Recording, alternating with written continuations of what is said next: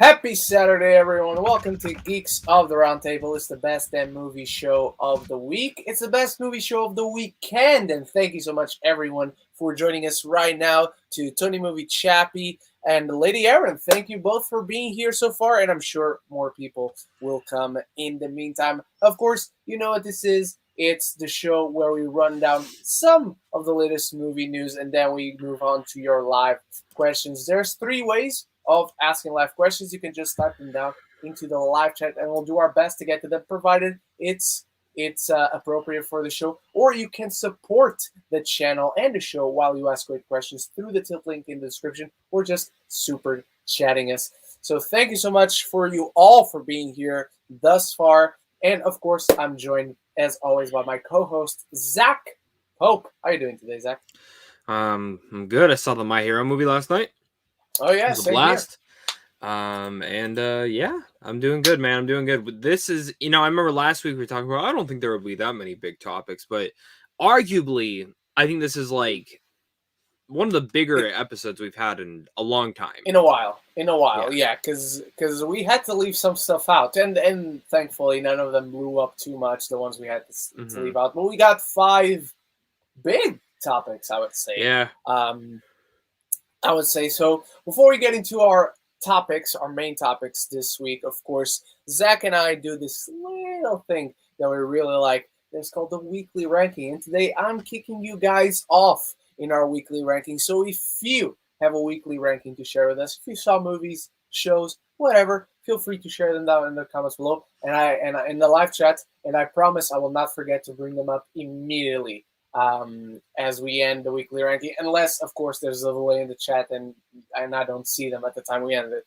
But I didn't watch too much this week, Zach, and I even saw some things that I can't talk about yet. I cannot tell you guys that I saw yet, so I'm going to tell you guys right now. The best thing I saw this week, I cannot tell you what it is. I cannot tell you I am watching it. Zach knows I'm watching it. Zach knows I got it, but I cannot tell you guys. It's a porno. What it is. Yes, exactly. So yes, this week, the worst thing I watched was this little horror movie called Antlers that has great ideas. It has great ambition, but the execution is just not there. There's not a strong script guiding us. And for these type of personal, intimate, metaphorical horror films, you really need a strong script, and I don't think that was the case, unfortunately, for Antlers. Over that, I'm going to, and right now, over Antlers, everything is positive. Over Antlers, I like everything I saw this week, and I'm going to have Army of Thieves, a really fun, even if it doesn't bring anything new to proceedings, doesn't do anything new with the genre, it doesn't do anything new with the universe that is inserting itself in, but it's a fun ride with an eclectic collection of characters, and you guys know how this works. Full reviews for each of those are on the channel. But I liked Army of Thieves. I just wasn't overly impressed. It's fine. I give it a thumbs up. That's why I watched. I was like, fun time. Yeah, exactly. It is a bit too long because it's 2 hours and 10 minutes, and you can just you can cut the scene off. Okay, you can cut this scene. Okay, you can cut this, and that usual type of stuff. Over that, and I watched this last Sunday, so it counts because I told you guys I was going to watch it on Sunday, and I had a fun time. It's just nothing overly impressive, but I finally watched Ron's Gone Wrong, Zach. It's really enjoyable. I was surprised. It's charming. It's got really beautiful lessons. I don't think the execution or the coming across of those messages and lessons is the best, but perfectly enjoyable, completely harmless, good, solid animation movie with really cute character designs and some really cute comedy moments in there as well. Over that, and I'm still editing the review, so the review should come later today after the show, My Hero Academia, World Heroes Mission. I'm going to delve more into the pros and cons in the actual review, but the character focus is the best part of this film. The narrative itself is the weakest part of this film. But you go to these films as a fan already. You just go into this wanting to have a fun adventure, and it delivers a fun adventure with one big holy shit moment in the third act. And also yesterday, not only did I watch World Heroes Mission in the cinema, Zach. But in the morning, I rewatched Heroes Rising, and that is my favorite thing that I watched this week. At least that I can tell you about. There's something that I would put in between Heroes Rising and, or rather, in between World Heroes Mission and Heroes Rising, but I can't talk about it yet. But yes, Heroes Rising would still be the best thing that I watched this week, and I would still say it's the best My Hero Academia movie. And I'm thinking I'm going to rank the 3 movies tomorrow. Maybe I will, maybe that idea will escape me and I will not feel like doing it. But hey, that's my thoughts on what I watched this week. Zach, how about you? Real fast to your ranking. I almost did mine, but I don't know. I'm just not really in the mood to do one. So feel free to do one, man. There's not that many out there. So I don't think I watched that much this week. So I guess unless I didn't record it in Letterboxd, that's usually what I go off of. Me too. Well, there's 2 things I couldn't go off of Letterboxd. Oh, okay. So next week's gonna be big though. Pretty much going forward, like next week I see King Richard finally. The week after that I see Come On and Red Rocket and Kanto, and then the week after that Red Rocket. I see. What are you seeing after Red Rocket? What did you say after Red Rocket? Come On.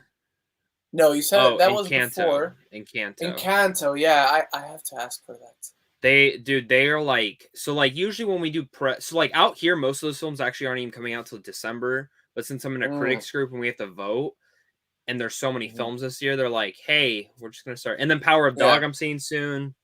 Spencer comes out here next week. They're not screening it, so I'm just gonna go Friday and see that one. Comes out here next week as well. Belfast I see next week. Nice. So All this the week movies I've seen. I love this festival season where you're going to see movies and I'm like, I've seen them. For once during the year, I've seen stuff before you do.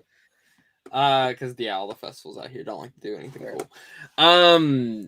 So at the bottom, Army of Thieves. I liked it. I thought it was enjoyable. I didn't hate it. I really wasn't that excited about it, so I was wrong. It was fun. I actually didn't mind the directing either. I thought Matthias did a pretty good job. I think this is his first directorial effort. Solid. Yeah, I agree. I want more of this universe. I like this universe. I know one of our topics is about it, so we'll talk about it. But I enjoyed this for what it was. Too long, definitely too long. But Emmanuel's, she is freaking great. Nathalie Emmanuel, she is amazing. She's and the other girl, Ruby O'Fee, she's great. She's really good. Really good. Yeah, I feel like the runtime gets bogged down by the cliche, typical FBI agent trying to hunt them down. Yeah. And there was really nothing to him. He was just a stereotypical FBI agent. So that was like the one thing I didn't love. Number 2. And really even the story beats. Like, there's these big pauses in the film. And you're like, okay, this is going to happen. And that happens. Then there comes this big moment. And you're like, big pause. And you're like, okay, this is going to happen. And that happens. Yeah. I agree. But it does play on, like, the time loop shit again, which I love. I'm very fascinated with that I think we're going to talk about that when we get to the topic. Sweet. And then number 2, My Hero Academia World Heroes Mission. I only saw 3 things this week. I really enjoyed this. Heroes Rising was the last one, right? Yeah. That's the best one. And I agree with what Ren said. My review, actually, I fucking forgot I scheduled it right now. So it's up right now. So after you're done watching this podcast, please go watch that. I'm fucking stupid. For some reason, I didn't do 9. I meant to do 9:30, but I put it up at like midnight last night and then went to bed. So yeah, My Heroes Academia World Mission, a blast. I wish we got more of the entire class of 1A. And then when, I was like, okay, we're going to get more of just the main 3. It really was a Deku story and a new character named Rhodey, who I really, really liked. Everyone's liked loving him, man. Yeah, I liked him. I was surprised by that. I usually roll my eyes when I see a new character gets introduced in an anime movie that I know we'll probably never see again. But I also didn't know, and I don't know if you know, this is technically canon. I did not know that. I didn't know there was an end credit scene in one of the episodes compared to this. Did you know that? That was an entire episode that was dedicated to setting up, and it really doesn't set up anything. Yeah, that's why I was so confused because I was reading that and I'm like, I watched that episode. I don't even remember. Yeah, it does not. But that's more a commentary on the show and the episode rather than the movie. I would say. But yeah, the movie's blast. The third act, I know exactly what you were talking about, and my entire fucking audience. This was the most packed I've seen a theater ever. I mean, seriously, it's probably since it's been a while. It's been a while. Every seat was sold out. Every showing was sold out last night. And I took my girlfriend who's never seen My Hero, and she fucking loved it. So now she wants to watch My Hero. Yes. And she wasn't confused. I was like, I explained the quirks and Deku and Bakugo and Todoroki and Endeavor and who they were. And yeah, dude, this is just exciting. I mean, that third act was the best fucking part of the entire movie. But this is the one, like, of all the three movies, I'll say this is the one that just throws you in. Yeah, no explanation. Because like the other ones have that intro of Deku like this narrating. One didn't. Yeah. This one is just here it is. Yeah, and then but the thing that you said about the story, I totally agree. Character development wise, it's so good. Like with their bonding between Deku and Rhodey, but execution with the villain, while really cool villain, I didn't think there was enough there to really make me give a fuck. You see, I like him. It's just the whole plotting of the like. It's rushed at the end. Hey, this is why I'm doing it. Yeah, but there, like in the first half, there's a ton of stuff where it's like, okay, can we hurry up? Can we get some urgency into proceedings? Because there's a big chunk of the film where it feels like it's a road trip and a very relaxed road trip movie with just Deku and Rhodey. Rhodey Soul. I agree. But let's get to my number one, and my number one is The Eternals. Shut up. Aren't you seeing it this week? Wednesday, right? Yeah, next week, yeah, Wednesday. Okay. We already saw it last week, and now you're seeing it again. I'm going. It comes out this week. Yeah. I'm very. That's why I'm also going to see it twice. I don't listen to the Rotten Tomatoes score. Form your own opinion. Walking out of the movie, I knew the movie's. You're either going to come out of it. Don't tell me what it is. Don't tell me what it is. I'm not. But you're going to come out of it feeling one way or the other. So I loved it. If you don't, I get it. It's the most ambitious thing they've ever done. And it will change. And Ren, when you see it, there are 2 end credit scenes. There are officially 2 end credit scenes. One in the middle, one all the way at the end. The one at the end was my favorite. So Alrighty, and that's it for weekly rankings. Let's check out yours with our friend Luis Feliciano. Weekly ranking number 5, The Contractor. I don't think I've ever seen it. No idea what that is. Number 4, Muppets Haunted Mansion. I still haven't seen that. I want to. Number 3, Uptown Girls. Never seen it. Number 2, Mallrats. Okay, finally something I've seen. Mallrats from Kevin Smith. And number 1, Glee Season 1. Also a show I never got into personally. I tried it.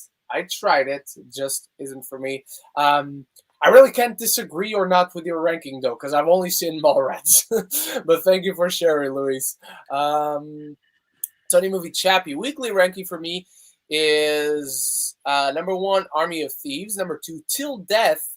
And since the teaser for Lightyear came out, I was in a little bit of a mood to watch the TV show Buzz Lightyear Star Command, which is a very underrated TV show. I love that TV show.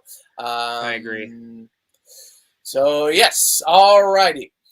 That is it for our weekly. Thank you all for sharing your weekly rankings with us. Zach, we should have done this the other way around because you're starting the topics. You should have gone first with the weekly rankings. But nevertheless, take us into our first main topic, good sir. All right, first main topic, man. Ana de Armas is going to star in the John Wick spinoff Ballerina. Now, I haven't been excited about Ballerina because I don't care.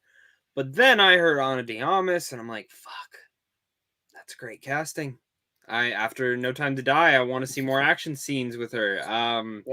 This is a great pick. I'm excited.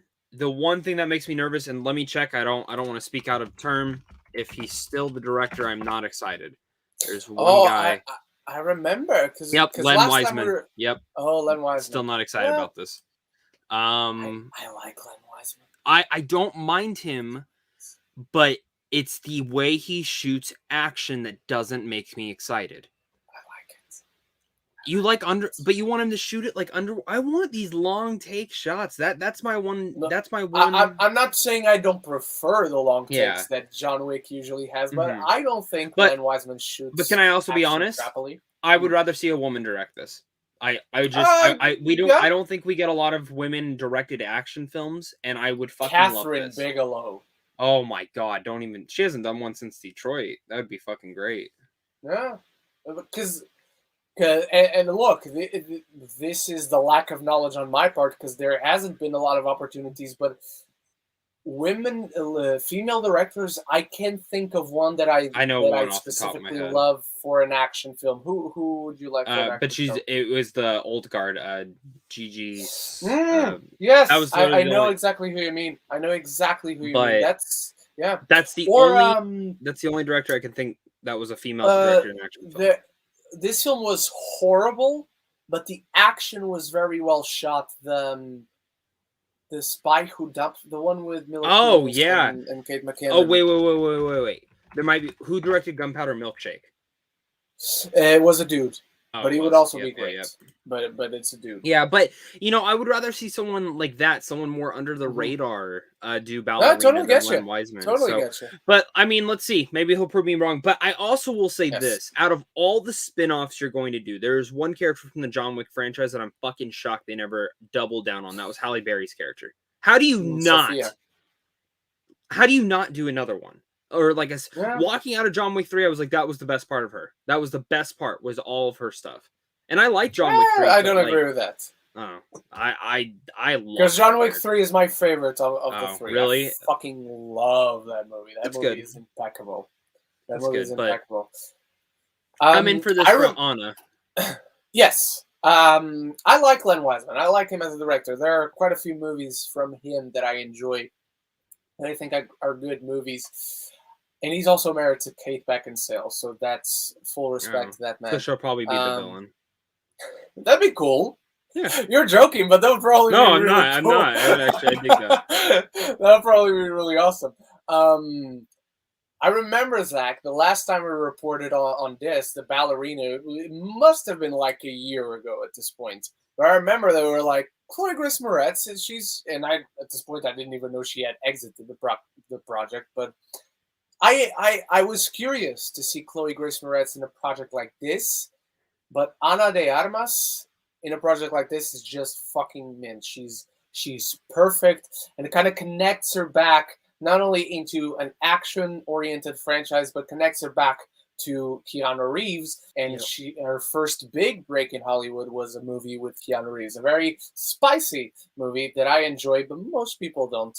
Do you think Keanu would show up in this movie? I don't think he would, but if he was to, I'd see a cameo. I think a cameo is possible. Other than that, not really. Personally. You know when I could see this happening? Because if it's going by my knowledge, when he goes into the third movie and he goes into that ballerina set, if they somehow filmed it to where she was on stage. Yeah. And like it's him walking in. Like an over the shoulder. Yeah. And I could see that. Yeah. And those people who come in, they end up killing some people. What if one of those people are like, and then she wants to go against like the high table of some sense, Yeah, I would think they kill a lot of people, but then she kills them after John Wick leaves. But yeah, I like this. I'm a big fan of Anna. I think she's incredible. She's John Wick 4 next year, man. John Wick fucking 4. No. Aren't they doing Zach. 4 and 5 back to back? Aren't they doing? They're shooting 4 and 5 back to back, but I think right now they're still shooting 5. Okay. 5? So they should be done. Oh, so they're done with 4. Yes. Otherwise, it wouldn't come out next year. Yeah. But yeah, very happy for Anna, as beautiful as she is talented. And I think she's a great fit for this and very believable for both aspects of the character, like a ballerina and a top-tier assassin. This gets a double thumbs up for me. This gets You're knighting it. Knighting. Yeah. I agree. How about you? I agree heavily. I like this a lot. Alrighty. For our second topic. I need to find it because I apparently lost it. But anyway, I know which two topics I am doing, so if I change them around, I'll come back to this one. Our second topic, ladies and gentlemen, is that with the release of Army of Thieves on Netflix, we now have from Zack Snyder himself the official title of his Army of the Dead sequel. And look, titles are titles. Titles do not speak for the quality of a movie. Posters do not speak for the quality of a film. Titles, posters, teasers, trailers, they're all marketing. They don't count for shit when it comes to the quality of the actual film. But if they did, Zack Snyder's sequel to Army of the Dead would be one of the greatest films of all time, because Planet of the Dead is the official title, and if you ask me, that is one of the coolest sounding titles I have ever heard for anything. A movie, a show, a book, an anime, whatever the fuck. It's an amazing sounding title. I love this title, Zach. There was a big interview because Zack Snyder, even though he didn't direct, he produced, and of course the creation of Army of Thieves came from his own creation of Army of the Dead. And they keep mentioning like the time loop and being very tongue-in-cheek about this stuff.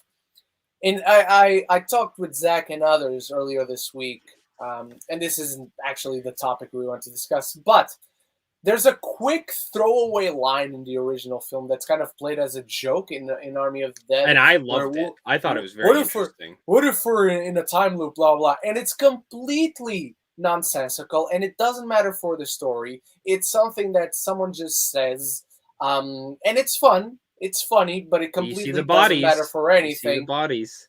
And yet, it feels like they're fully going with that, which is so ridiculous because it was such a throwaway line that really doesn't matter and really doesn't make any sense in the context of these films.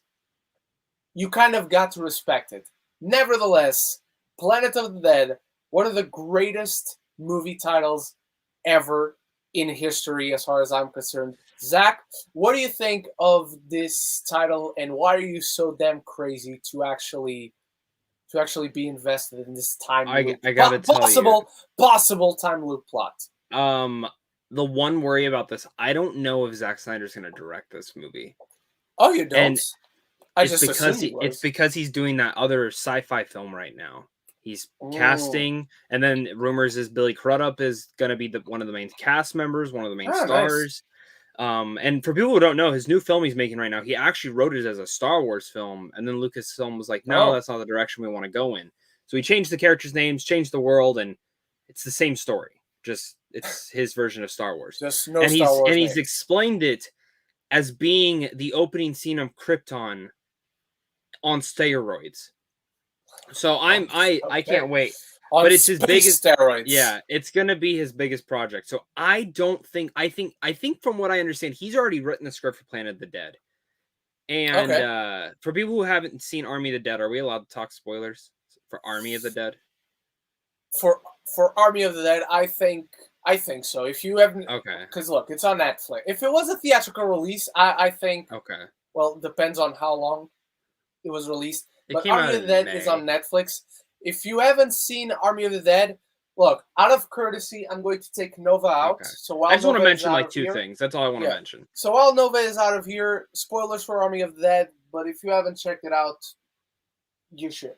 But yeah, spoilers for Army of the Dead while Nova is in my head. Go ahead, Zach. He talked about Matthias is probably alive. I don't know how I feel about that because he died. He was very dead. He was very dead. And Dave Bautista, I mean, everyone died. Everyone died. Yes. Except the daughter and the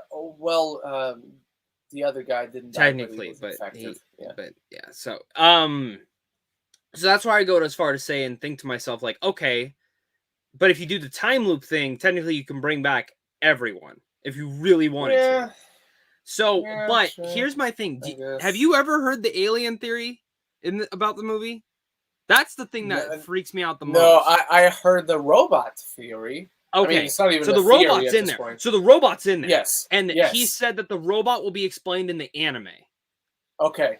So that's Cool. where that's coming. And from my The anime, I'm understanding, very much looking forward to same. because it's an anime. You'll probably get it like 7 months in advance, knowing you. But oh, that's right, an anime. Yes, yes, I did just get yeah, an but anime you that I didn't get ask that all. for, and I'm not watching it, but I still got it. But we're done. we're So the robot theory, I think, is very interesting because apparently that's because the government put them in there, blah blah blah, and then obviously as you see the movie, there's clearly different looking zombies. Yeah. The alien theory, because someone asked him, had the zombie apocalypse happen, and he said, if you pay attention in the opening scene, there's something in the sky. There's literally, you see lightning and shit running around. He goes, that's a UFO. So he's going wild in Army of the Dead. In Army of the Dead, it's in there. It's in there in the beginning. He has confirmed it. And I think Griffin got it out of him during an interview, if I'm not wrong. Oh. So, or at least the interview he was part of during our boy Griffin. I am go balls to the wall. Call Griffin right now. Put him on the show right now. Wake him up. Wake him up. Wake him up. But no, seriously, go balls to the wall with this. Planet of the Dead is like one of the best titles you could ever name a fucking movie. And if so you just good. At this point, if you say, hey, it's a time loop movie, somehow they're back alive, but the world's all zombified now, and Dave Bautista, whatever, aliens are coming down the sky now, and Dave Bautista's got to fight alien zombies and all sorts of things like that, I'm in. But I also will find it funny because Dave Bautista was like, I don't want to do any dumb movies, blah, blah, blah, blah. But it's sure? I don't want to be in Fast and Furious movies. I want to make good movies. And I'm like, cinema. You want to make cinema? Yeah, cinema on Netflix. So, I enjoy this. Give me Planet of the Dead. I still don't know how I feel about the time loop. Like, I respect so much the fact that, we're actually doing a time loop thing. Just because the only setup about it is the one throwaway line that you completely forget by the time the movie's over, because nothing else in the film suggests time loop or anything sci-fi, quote unquote, beyond the zombie aspect. But I still don't know if it excites me. And you guys, if you know me, you know I'm a sucker for time travel. If you have time travel, you have me. But even in this case, I'm still not quite sure how I feel about it. Nevertheless, the title. I think it also depends. How do they explain it? Yes, obviously, a good way of execution. But I'm not sure right now how I feel about it. But look, Planet of the Dead, one of the greatest titles ever titled in a film.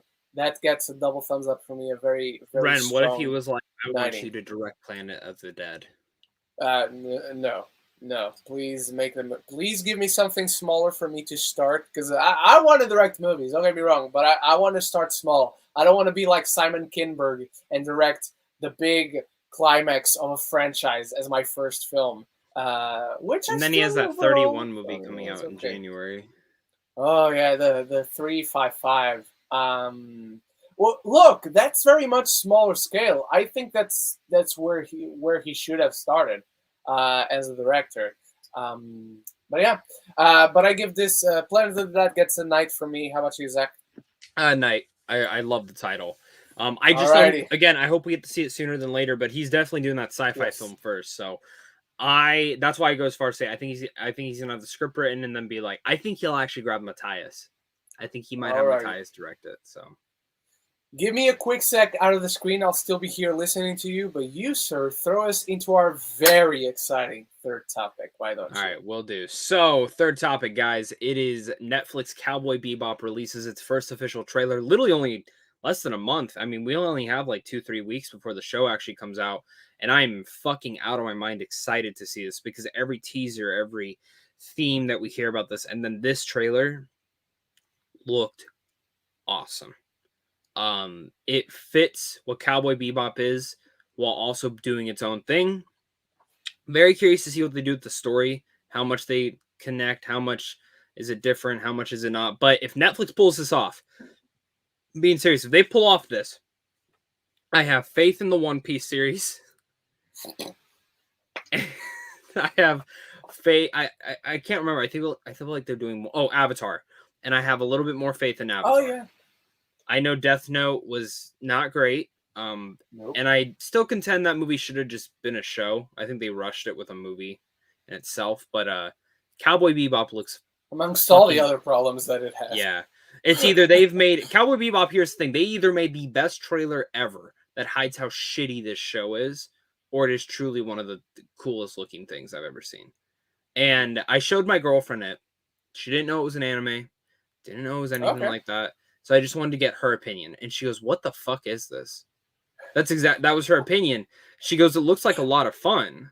She goes, "I'd watch that." And I was like, "Oh, this is an anime. Like, this is a live action anime about like one of And the all best the series episodes ever." are now on Netflix for you to watch before the live action show. Yeah. And if you haven't Which yet, I I am highly recommend Yes. doing that. I might switch over to do that first and then go back and finish Naruto. But I'm already doing it. I'm already watching. I'm Yeah. like in episode 11 or 12 or something.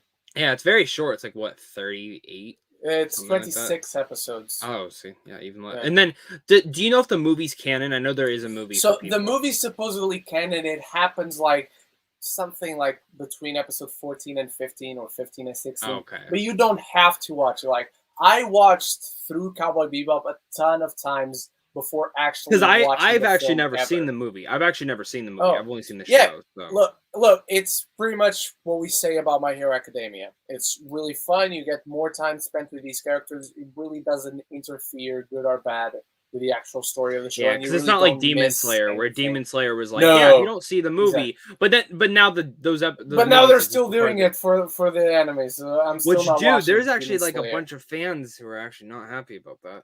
I Because they know. marketed it as not being a part of the season, so now Yeah. I wonder if something happened with COVID and they had to add those as an episode. But Well, maybe. anyways, Netflix Cowboy Bebop trailer looks awesome. I don't want to see anything else. Just give me the show now. Look, I love the live action version of the intro that they presented like a month ago or something. Then like last week, they presented this weird, off-putting like Lost Session, little teaser of sorts, and I wasn't too sure about that one. Even the live action intro, it was amazing to see the recreation of what we had in the anime and live action, but it felt cheesy at points, purposefully cheesy, but cheesy nonetheless, like a little bit too cheesy that doesn't work in the show's favor. Then that thing that came out last week, I wasn't too big a fan of, Zack. I thought it was weird why this was even a thing that they put out there to promote the show, because it doesn't make it look good. It makes it look like, oh, this is a fun little fan thing, but it doesn't look like a professional version made, a live action version of Cowboy Bebop. And then we got this trailer, and you said something that I wholeheartedly agree with. Either they made the most amazing trailer that cuts out all the shitty parts of the show, or they really got a banger in their hands with this, because this trailer is Cowboy Bebop in every way. It brings the 70s vibes, the noir vibes. It has a little bit of Western. It's futuristic at the same time while being very vintage and classic.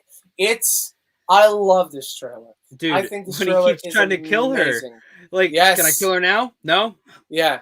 The character moments in that are amazing. Like, we're And you all know what I excited like? to see. It doesn't feel like they're doing an imitation of the character. It actually feels like the character. Exactly. There's I two agree. differences to that I think a lot of people don't pick up on. And like, we're all excited to see John Cho as Spike Spiegel. Spike Spiegel is what, Zach? Top 3 coolest characters in anything Anime. ever. Yeah. Forget anime, movies, TV shows, any form of medium. But this trailer, I was really hanging on to Mustafa Shakir's Jet Black. Yep. Jet in this trailer is like the father of these two kids that keep on bickering with each other, and I fucking love that dynamic. Also, Ein helps a lot. You guys know I love dogs, I love animals, so Ein being in a lot of the shots says, hey, Ein. I'm really excited because I think this shows, if this is successful, I guarantee we're gonna get a lot more at Netflix or not Netflix, but just anime live actions in general. I hope I'm so, gonna but tell I you also right now. hope they don't get out. But I also hope they don't get out of control. Because I agree. if this one works, let's not suddenly believe like this is the rule. Like if Cowboy Bebop works, it's the exception to the rule. Like it's the greatest anime adaptation that we've seen, and that bar is not set too high at the moment. Let's just hope that Cowboy Bebop, being the exception, becomes now the new standard that every other live-action anime adaptation, if it's great, has to build towards to achieve or even surpass. Yep. So, if this works, Universal is definitely going to change its Naruto. They'll make it into a streaming. Oh, okay. The My Hero movie, though, I was thinking last night, I'm like, that should be a show. Dude, it should be, but there's no way in hell they don't, because that movie will make fuck ton of money. If it's good. Yeah. If it's good. I mean, if it's bad, that thing's getting burned at the totem. That thing is getting burned. It's true. So. It's true. But this trailer, dude, by the way, Zach, go to the private chat. This trailer, it's amazing. I love this trailer. Don't say anything about the private chat, but it's an amazing trailer. I love this trailer, so it gets a big night from me. How about you, Zach? Not knighting it anymore. Alrighty, let's go into our fourth topic, ladies and gentlemen. One of the big news that came out of the Disney Investors Day in December 20, I believe it was 2019, because we didn't have the whole pandemic. It was a different world back then. It was a different world. But amongst the Pixar presentation, we got the announcement that we would get a Lightyear movie, and they show that first image that very much looks like First Man. You guys know I love First Man. And Pete Docter explained, like, in the world of Toy Story, Buzz Lightyear the toy was actually inspired by a real-life, quote-unquote, astronaut that exists in the Pixar universe. So the Pixar theory just got stronger about the connections there. And this week, we finally got our first teaser for Lightyear coming in June 2022. It's going to be voiced by Chris Evans. We don't really get a ton of dialogue. You know, we get to see him like yelling at a cat because he gets scared, and then saying the classic catchphrase. Look, Part of it. I say this every time when I review a Pixar movie because I believe it's true. Like I see it with my eyes, and I think this is a fact. Pixar literally outdoes themselves in terms of the quality of animation and the evolution of animation, movie by movie by movie by movie. And Lightyear looks no different.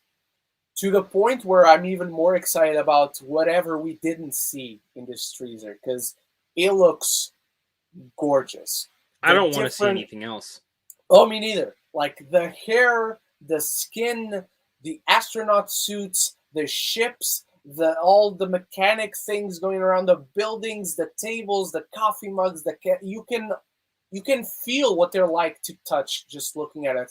The beautiful, gorgeous lighting in those shots when he's looking out the window or when he's going up into space. There's a shot that feels very much like Dagobah from The Empire Strikes Back when Luke arrives in Dagobah. We'll talk about something in a second. And we get a little bit of a tease that he might find out that there's some extraterrestrial life out there. This trailer was sensational. I was with my jaw dropped. I kept looping it back in. I kept watching that trailer like 3 times before I posted. The music was perfect about it. Oh, it's those obvious choices that the fact that they went with the obvious choice deserves applause, because yes, it's obvious, but it's perfect but it's obvious because it's perfect. Yeah. Love this. I absolutely adore this. And we're going to be theorizing, I bet, about how Zurg, the toy, was also inspired by a real-life extraterrestrial. So, yeah, let's talk about Zach, this. Zach, you're also excited for this film. I think you're excited. I'm not too sure, but confirm. Let me tell you, if the Batman wasn't coming out next year, this would be my most anticipated film. This would be my most anticipated. It's the Batman and then Lightyear. Ever since they showed that teaser, I almost fucking cried at D23. I wish I was filming myself when that teaser came up and when they announced it, because I was like, what the fuck is this? And when it was announced, they said, well, imagine who's the real Buzz Lightyear. So I was thinking, oh, this is going to be their first man. It's going to be more of a drama, stuff like that. This trailer shows it is not that. And I actually like that more, because I don't want Pixar's First Man. We've already seen First Man. I don't need that.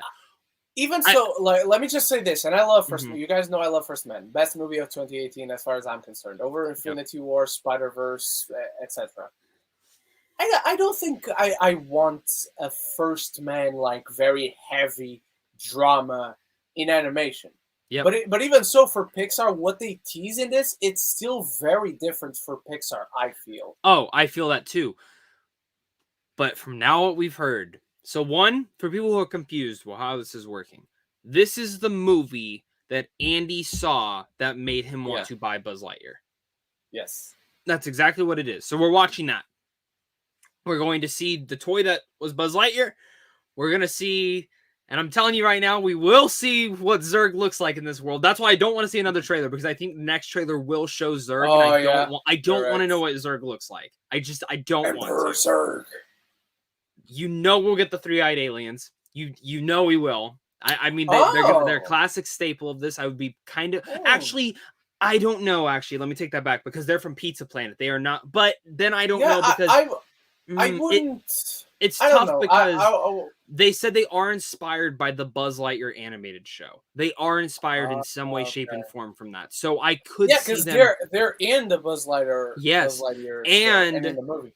Zurg's robots that are in that show and in Toy Story 2 when they're shooting at them, they are in that trailer. They are in this trailer at a very slicing scene. That's how we know Zurg. Yeah. But they also said that this is, in a sense, kind of their Star Wars, which you clearly see from that Dagobah throwback. Like, that is night and day. That is it. So we could have more Lightyear if this is good at the box office. Dude, if it gets well received. This is how you reinvigorate this franchise. And it's not like the franchise creating a new one. Like, it's not like they needed to, but it's like, how do you play more into this world? This is the next way to do it. And I wouldn't be surprised if we get a Woody one down the road. I wouldn't be surprised at all if we got one. I'm not saying we need one, but I think it would be really cool on Disney Plus. If they do a kind of, who's the guy that inspired Woody the toy? I think if we start doing that, that's when we lose the magic. I don't mean exactly that. I mean, we actually see the Woody show, like on Disney Plus. Like they go and make it. That's the one I'm talking about. I don't mean like this. That I can get. Yeah, I think that would be cool to kind of touch on, because we never got anything like that. No, but I also think you run into the danger of, because they never addressed this in the Toy Story movies, but you and I are perfectly, and everyone is perfectly aware that there's more than one Woody toy. Yep. Andy's Woody is not the only Woody. Yeah. Just like how there's Buzz is not the only Buzz. That sounds so exactly. But I think if we actually got the show, we would run into the danger of, okay, that's a Woody, but it's not the Woody. That still sounds so wrong. But I just think there's a danger you run into. Yeah, but this teaser was perfect. Music, animation. Oh yeah, you knocked it on the head. The animation gorgeous. looks insane. I couldn't believe some of the shots. I couldn't believe I was looking at animation. Yeah. Obviously, when you look at the people in the film, you're like, okay, that's animation. And Pixar the shot of them walking from behind them, them walking to the tarmac, that's a real shot. That's live action. And dude, Pixar, they got Turning Red looks great. This looks amazing. Yes. This is gonna be a great year for them. And thank you, Bob Chapek, for doing something right. Thank you for putting them theatrical. In theaters, exclusively in theaters. Yeah, if Lightyear wasn't in theaters, I'd be fucking pissed. I mean, even Turning Red, I was pissed with Luca not being in theaters. But Soul, yeah. But I feel this question is. I'm going to tell you right now, if Soul was in theaters, I know there wasn't a lot of theaters open at that time. That film would have been nominated for Best Picture. It would have been enough. There were enough theaters open. But you know what I mean? I think it would have had the better No, I point agree, to push and it it should into. have. It should have Yeah. because it was the best movie of the Yeah, year. and as far as I'm going to tell you right concerned. now, I wouldn't be shocked if Luca's not nominated this year.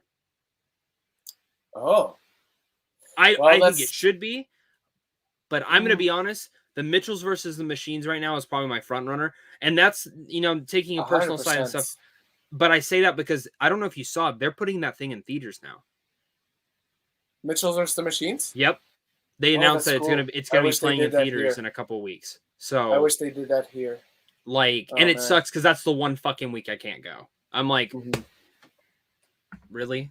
But yeah, I just and Kanto I'm excited for, but I'm not dying to see it. So we'll see. But Lightyear, Encanto still, I'm not in love with the Encanto trailers. They look fun. They look charming. They look. Look, I need my Disney fix, my Disney magic fix every year. Yeah. And Encanto looks like it's going to give me that, but it doesn't look like Moana, Zootopia, Lion King level. It looks like Frozen, Princess and the Frog.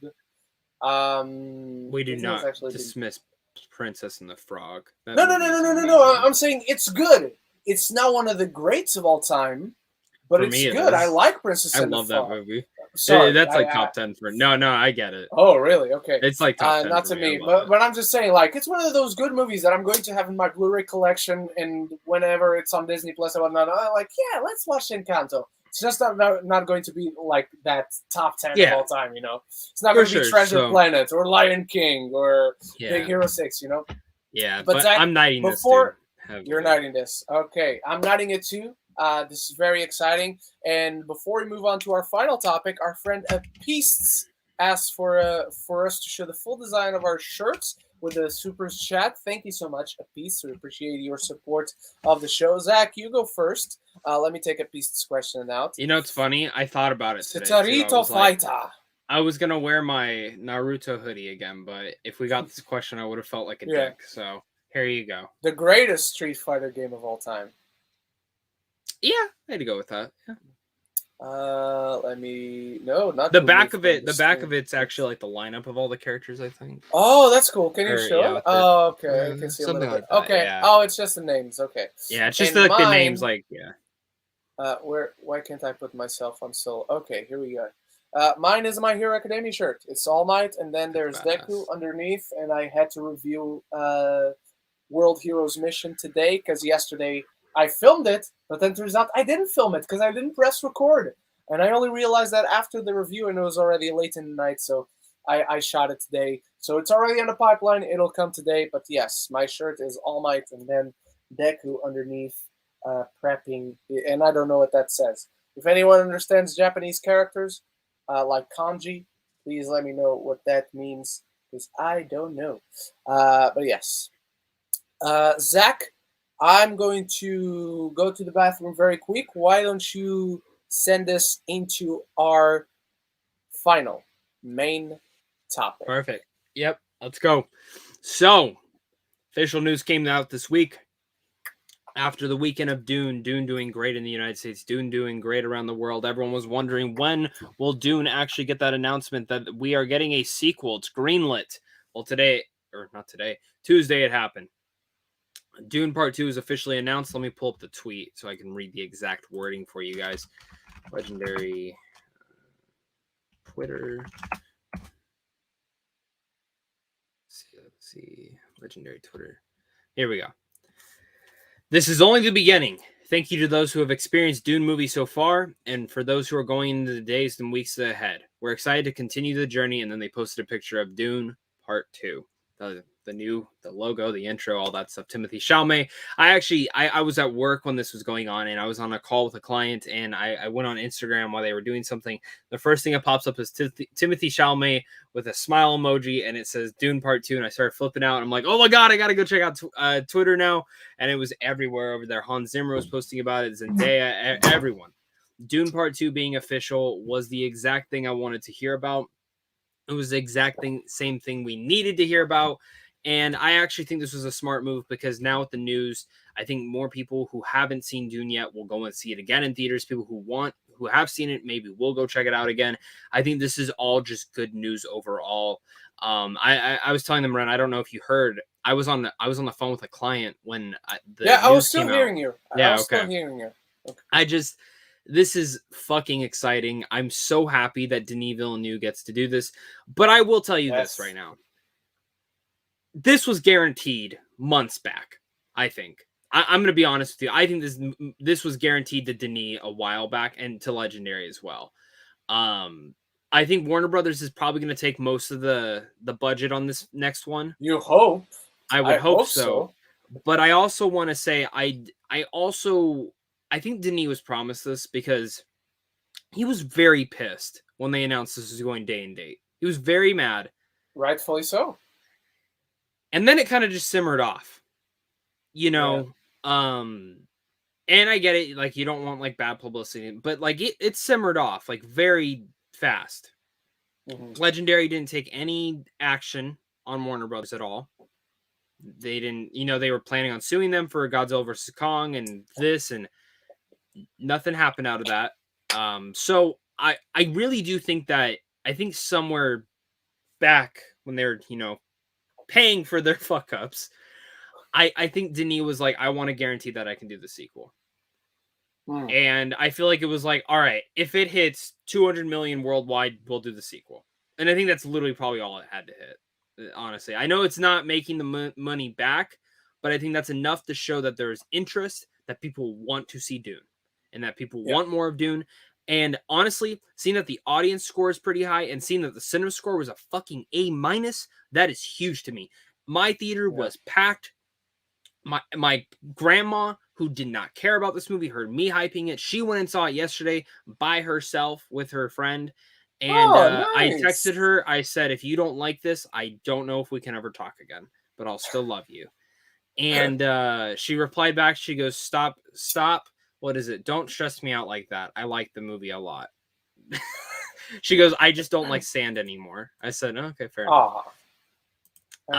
So I'm like, now you're Anakin Skywalker. Okay, I get it. But I loved it. I fucking love this movie. It deserves a sequel.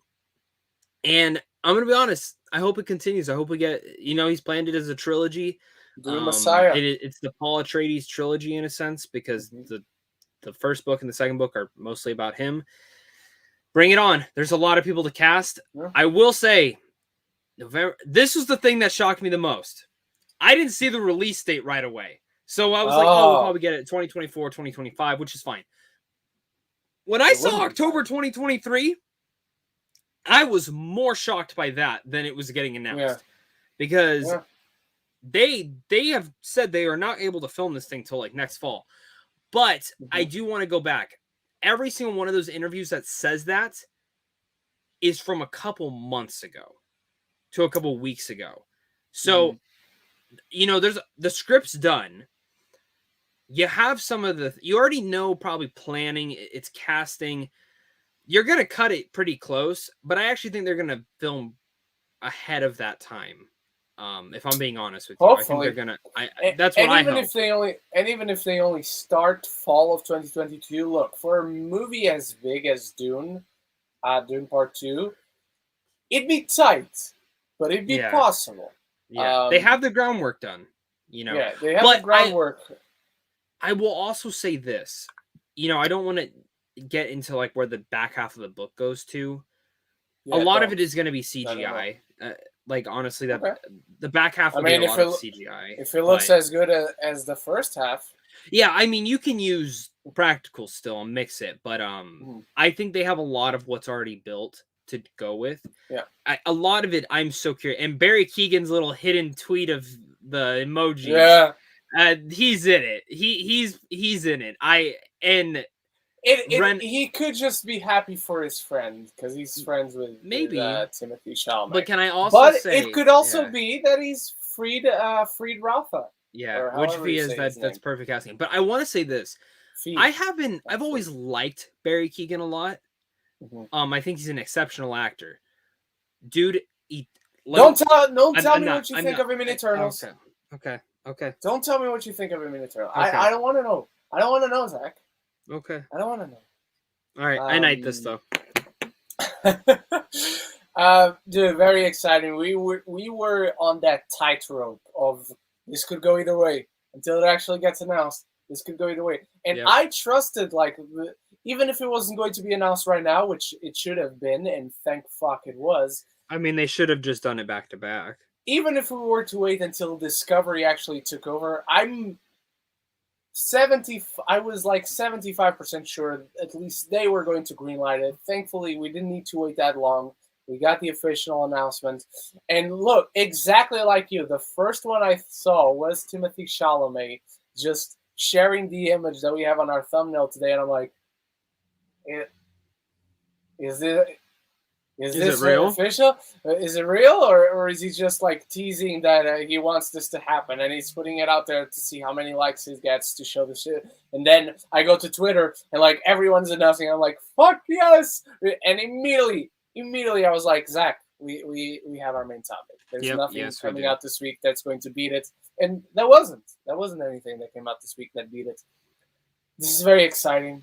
I'm so fucking happy. I have not seen any of their movies, any of the other miniseries. I've not read the book. I don't want to read the book. I'm going into this one as blindly as I went into the first one, and I'm so terribly excited.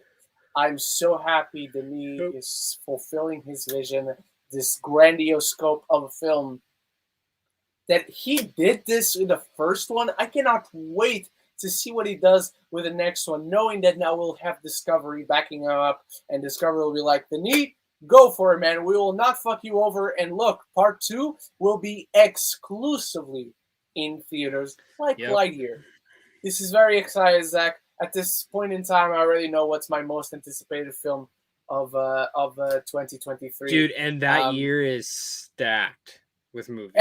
All years are stacked. Like the next 2 to 3 years are very, very stacked with a ton of exciting stuff. People aren't talking about this.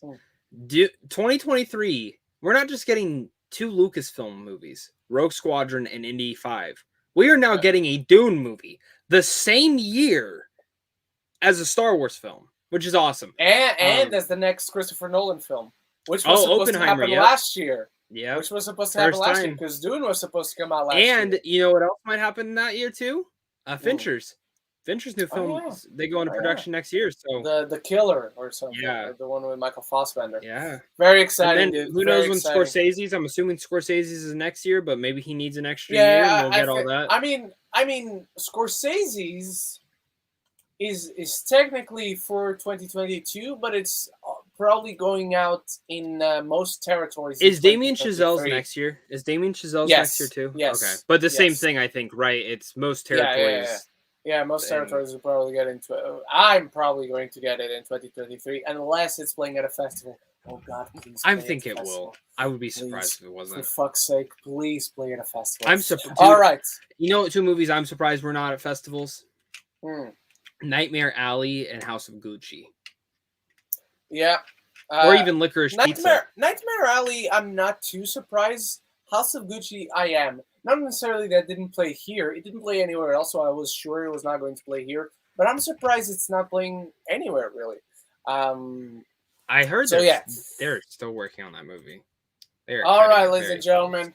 We're done with our main topics. Let's get into your live questions. And remember, you can ask them on the live chat, and we'll do our best to get to them, provided they're appropriate for the show. Or you can support the channel while you ask quick questions through the tip link in the description, or just through the super chat, like our friend at Peace. All right, let's get into it. And our first comes from Network 98. Zack and Ren, have you seen any of the OG Cowboy Bebop since the live action is coming out? Oh, we talk about it all the time. We've seen it we talked about it today multiple times. I've seen the original anime multiple times.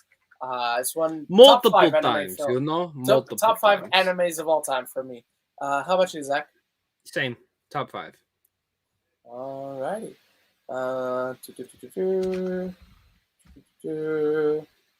Next question comes from Lady Aaron. I'm seeing Eternals on November 18th. I hope it's good. There's 2 end credit scenes, That might be a first in Marvel history. No, not at all. Not correct at all. Several, Guardians Volume 2 has like 5. It's true. But I would say most of them at this point have 2 post-credit Shang-Chi had 2. Shang-Chi had 2. Captain Marvel had 2. Black Panther had 2. Infinity War had 2. Endgame is the one that didn't have any because it was the closing out of a big chapter in the MCU. Thor 2 but had Spider-Man 2. Far From Home had 2. Thor 2 had 2. Thor 3 had 2. So yeah. Alrighty.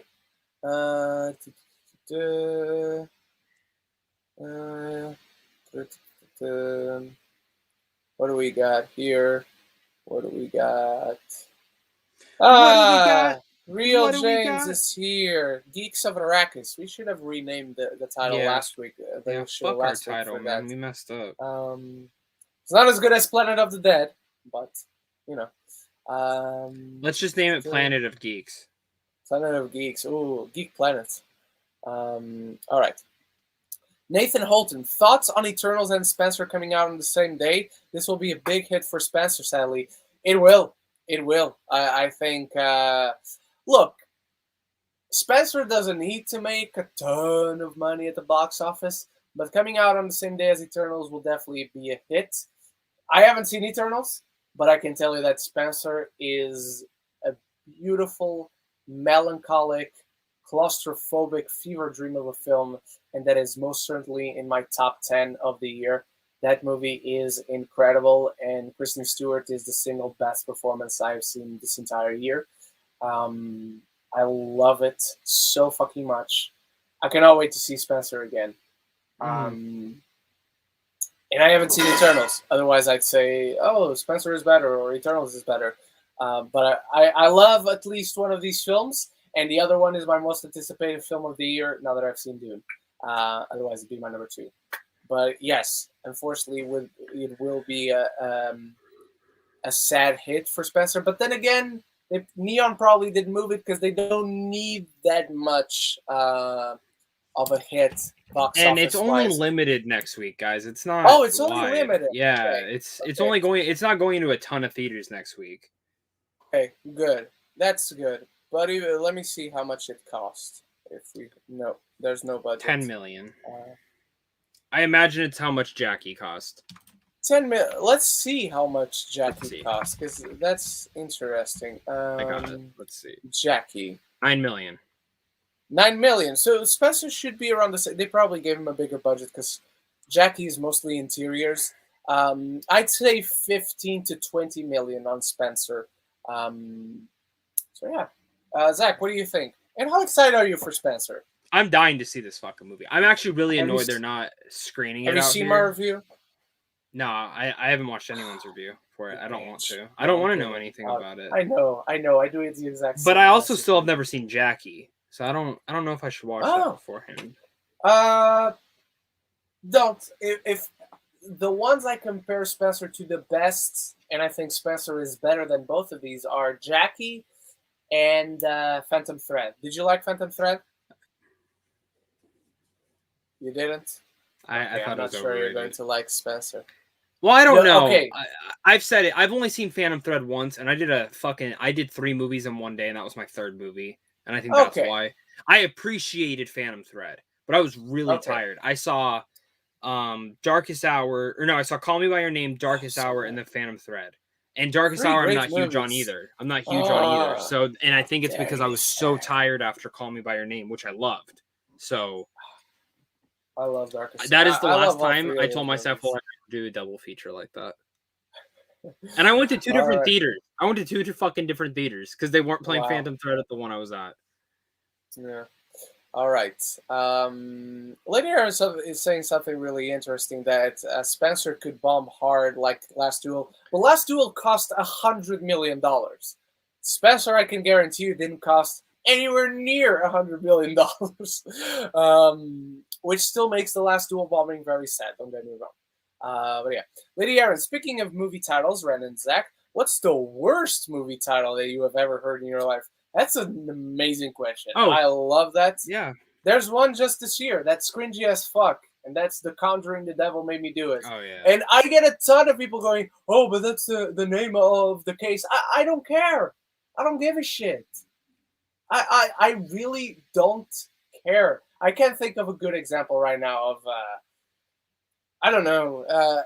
I'm sure there are serial killers That's out the there that best have one. stupid names, like the Trash Bag Killer. Don't call your biopic about that serial killer the Trash Bag Killer. Call it something better.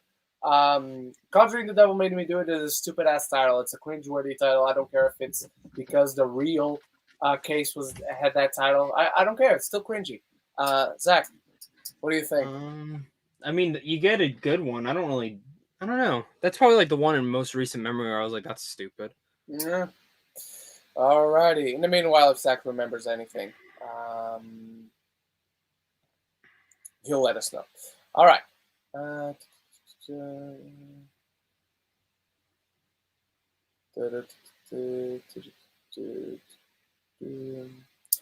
Lady Aaron, Ren and Zack, the second trailer for House of Gucci came out a couple of days ago, and I love it. Have you guys seen the trailer? And if you have, what are your thoughts? One of two. I'm super excited for House of Gucci, and if one of the topics was about the trailer, I would have knighted it right away. You can still knight it, even though we don't make it a topic. It can be a topic for you as you're asking the question. It is now a topic, so you can knight it. You guys can knight whatever you want. But I didn't see the second trailer. I saw the first one, and I got my fill for House of Gucci. Don't need to see the father. What is it? It's the father. The father, the son, and the House of Gucci. And it's still a cringeworthy line that I really fucking hate. Man, the cut right now I've heard is 3 hours and 15 minutes. Oh, Jesus Christ. No. Dude, no. I told you. I've told you. I do not like Ridley Scott. I'm not a huge fan of him. I loved Last Duel, but God forbid if this is 3 hours and 15 minutes. I don't think it will be, Zach. I don't think it will be. But I don't even want it to be 2 hours and 45. I don't want this thing to be. It's not going to be. You don't think? I think it will. I think it will. No. And I'm gonna fucking shoot myself if it is. I think at most it will be as long as the Last Duel. And even then, I wouldn't bet on it. I'd say 2 hours 10, 2 hours 15, and that's it. And I'm not saying I like that. I'm just saying the most I can see this being is 2 hours 15. But Zach, did you see the second trailer for House of Gucci? Yes, I did. What did you think? Oh, sorry. The second trailer. No, I didn't. Oh, okay. I didn't want to. I don't want to see any more. When it comes down to dramas like this, or I guess if you could say it is, I only watch the first one, or I see even sometimes I don't watch them at all. I haven't seen Come On's trailer. I haven't seen Red Rocket's trailer. I haven't seen like any of those because I don't want to know anything about them. Okay. There's something about those movies that like unless it's like A24 movies. I think the last one I actually watched the trailer for like fully was Uncut Gems.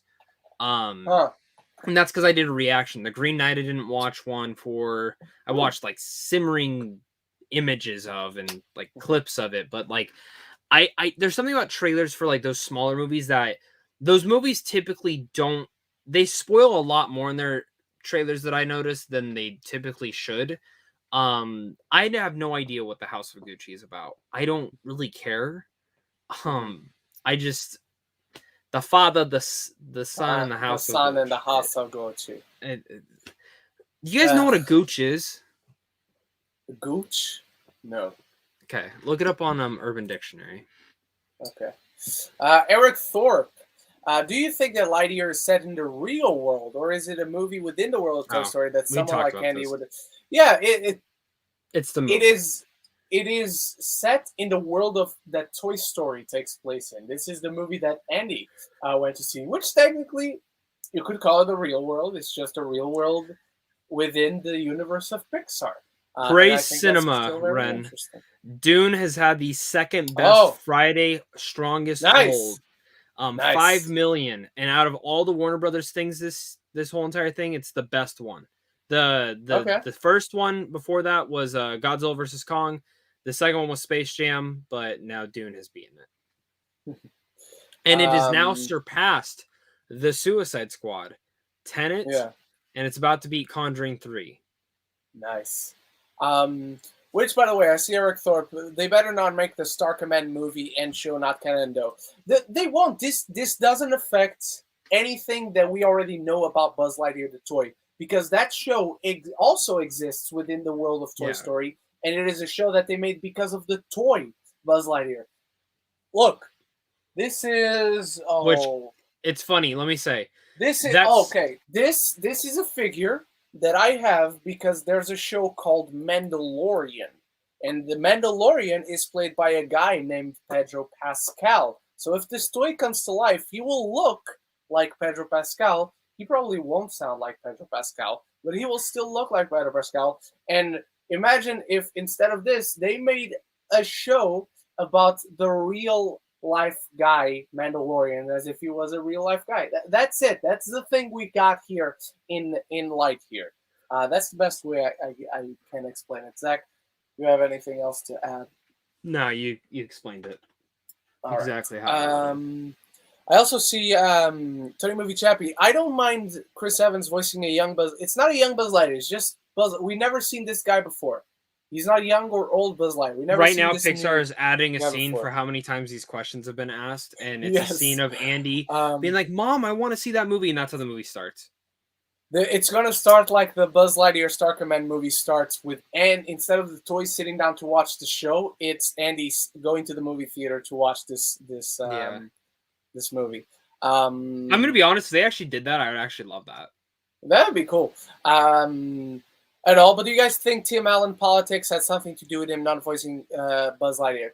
So, Tim Allen is a very complicated man politics-wise, but I actually don't think that was a contributor, because I think in this specific case, under the circumstances that we established of who this Buzz Lightyear is compared to the toy Buzz Lightyear, I think it's very important to distinguish that the toy has a voice module. Like, when toys come out and you have a button to press and they have a certain catchphrase, it's not always the actual actor from the movie or from the show that says it. Sometimes it's a good impressionist. And Tim Allen, in the case of the toy Buzz Lightyear, he's probably a good impressionist of this guy. This guys, in a sense, Chris Evans is playing Chris Evans in animated form. Yeah, essentially, yeah. All right. Lady Aaron. Ren and Zack, do you have a Halloween video game tradition every year in which you play a horror-related game on Halloween or not? No, because I think I've explained it before, but over here or even in Portugal, where I grew up for most of my life, Halloween is not really a thing. I might get a few friends over because I'm like, hey, it's Halloween, let's watch a horror movie. But it's not really a cultural thing. If so, what game is it? Me and my younger brother have a tradition in which we play a couple of spooky boards on Mario Party every single year on Halloween days. Zach, do you have a Halloween game tradition? Well, we actually just did a podcast on this on Critics Play Games, where me, Patrick, Austin, and Brett from BAM all talked about our top 10 favorite games you should play on Halloween.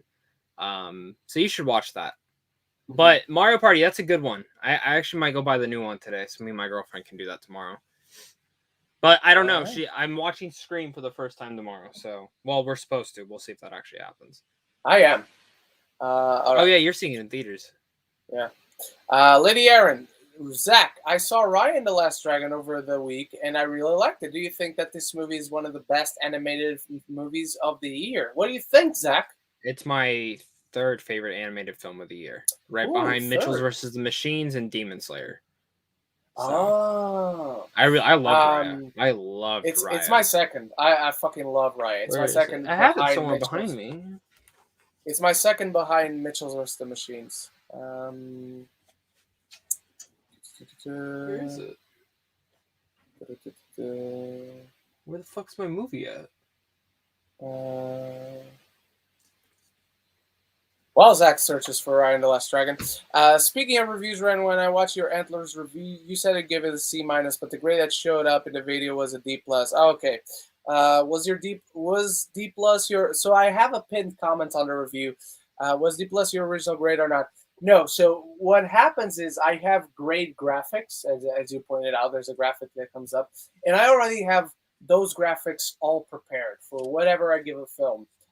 and they're always in the editing bay. I just happened to grab the wrong one, and since D plus is right next to C minus, I grabbed the wrong one. But if there's ever a mistake on my videos when it comes to the grade that shows up is different than the grade I say, it's always the grade I say is the one that goes. The one that shows up might be a mistake. It might correspond very well, and I like to believe for the most part, it's always the same. Just this one time, it happened to not be the case. But thank you, Aaron, for letting me know that. But yeah, the grade that goes is the grade I say, not necessarily the graphic that shows up, in case the graphic that shows up is contrary to the one I say. All right.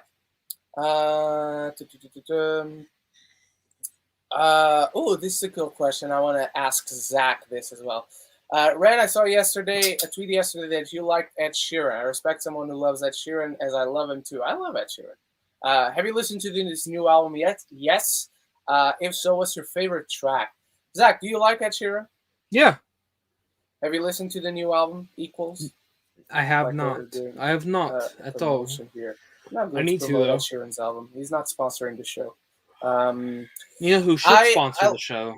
Denis Villeneuve himself and Spice. Denis Villeneuve, the Power Rangers should sponsor. I like Stop the Rain and Love in Slow Motion a lot. He has a lot of bangers in this. I would say there's one song I really do not like, and I skip for it. I'm not going to tell you what it is, because out of respect for Ed, and this is also not his best album for me, but I think this is a really strong album. Very different than I was expecting, very mature. In fact, in a lot of the lyrics, he's dedicating it to his daughter or to his wife. I didn't even know he had a daughter. Really good song. Yeah. I don't even know if it's a daughter or if it's a son. He has a baby. He's a father. That's the point. You're a father. I hope not. But yeah, it's a very good, once again, I don't think he has a bad album. So this is very strong. He has like three bad albums. What do you mean? What do you mean? Do I have to expel you from the show right now? No. All right. We had a jump. I apologize. We had a jump. We had a jump. Oh, Gico EP is here. Jump. Good friend of the show, Gico EP. Jump. Where? Okay. The View with Drew, still one of the greatest names I've seen. Do you think Spider-Man No Way Home will be the best movie of 2021? For me, it probably won't top Shang-Chi. I don't know, man. I don't think too much about it going in. Like, maybe if it was like Eternals right now, after Dune is my most anticipated. I hope it's at least my second favorite film of the year behind Dune, but I don't put too much stock in thinking about that in anticipation. Am I looking forward to Spider-Man No Way Home? Yes. Am I also very trepidatious of Spider-Man No Way Home? Also, yes. So I don't know. It'll be very hard to top Shang-Chi. And I would say it's very hard to top Eternals, but I haven't seen Eternals because I'm not cool enough, I guess.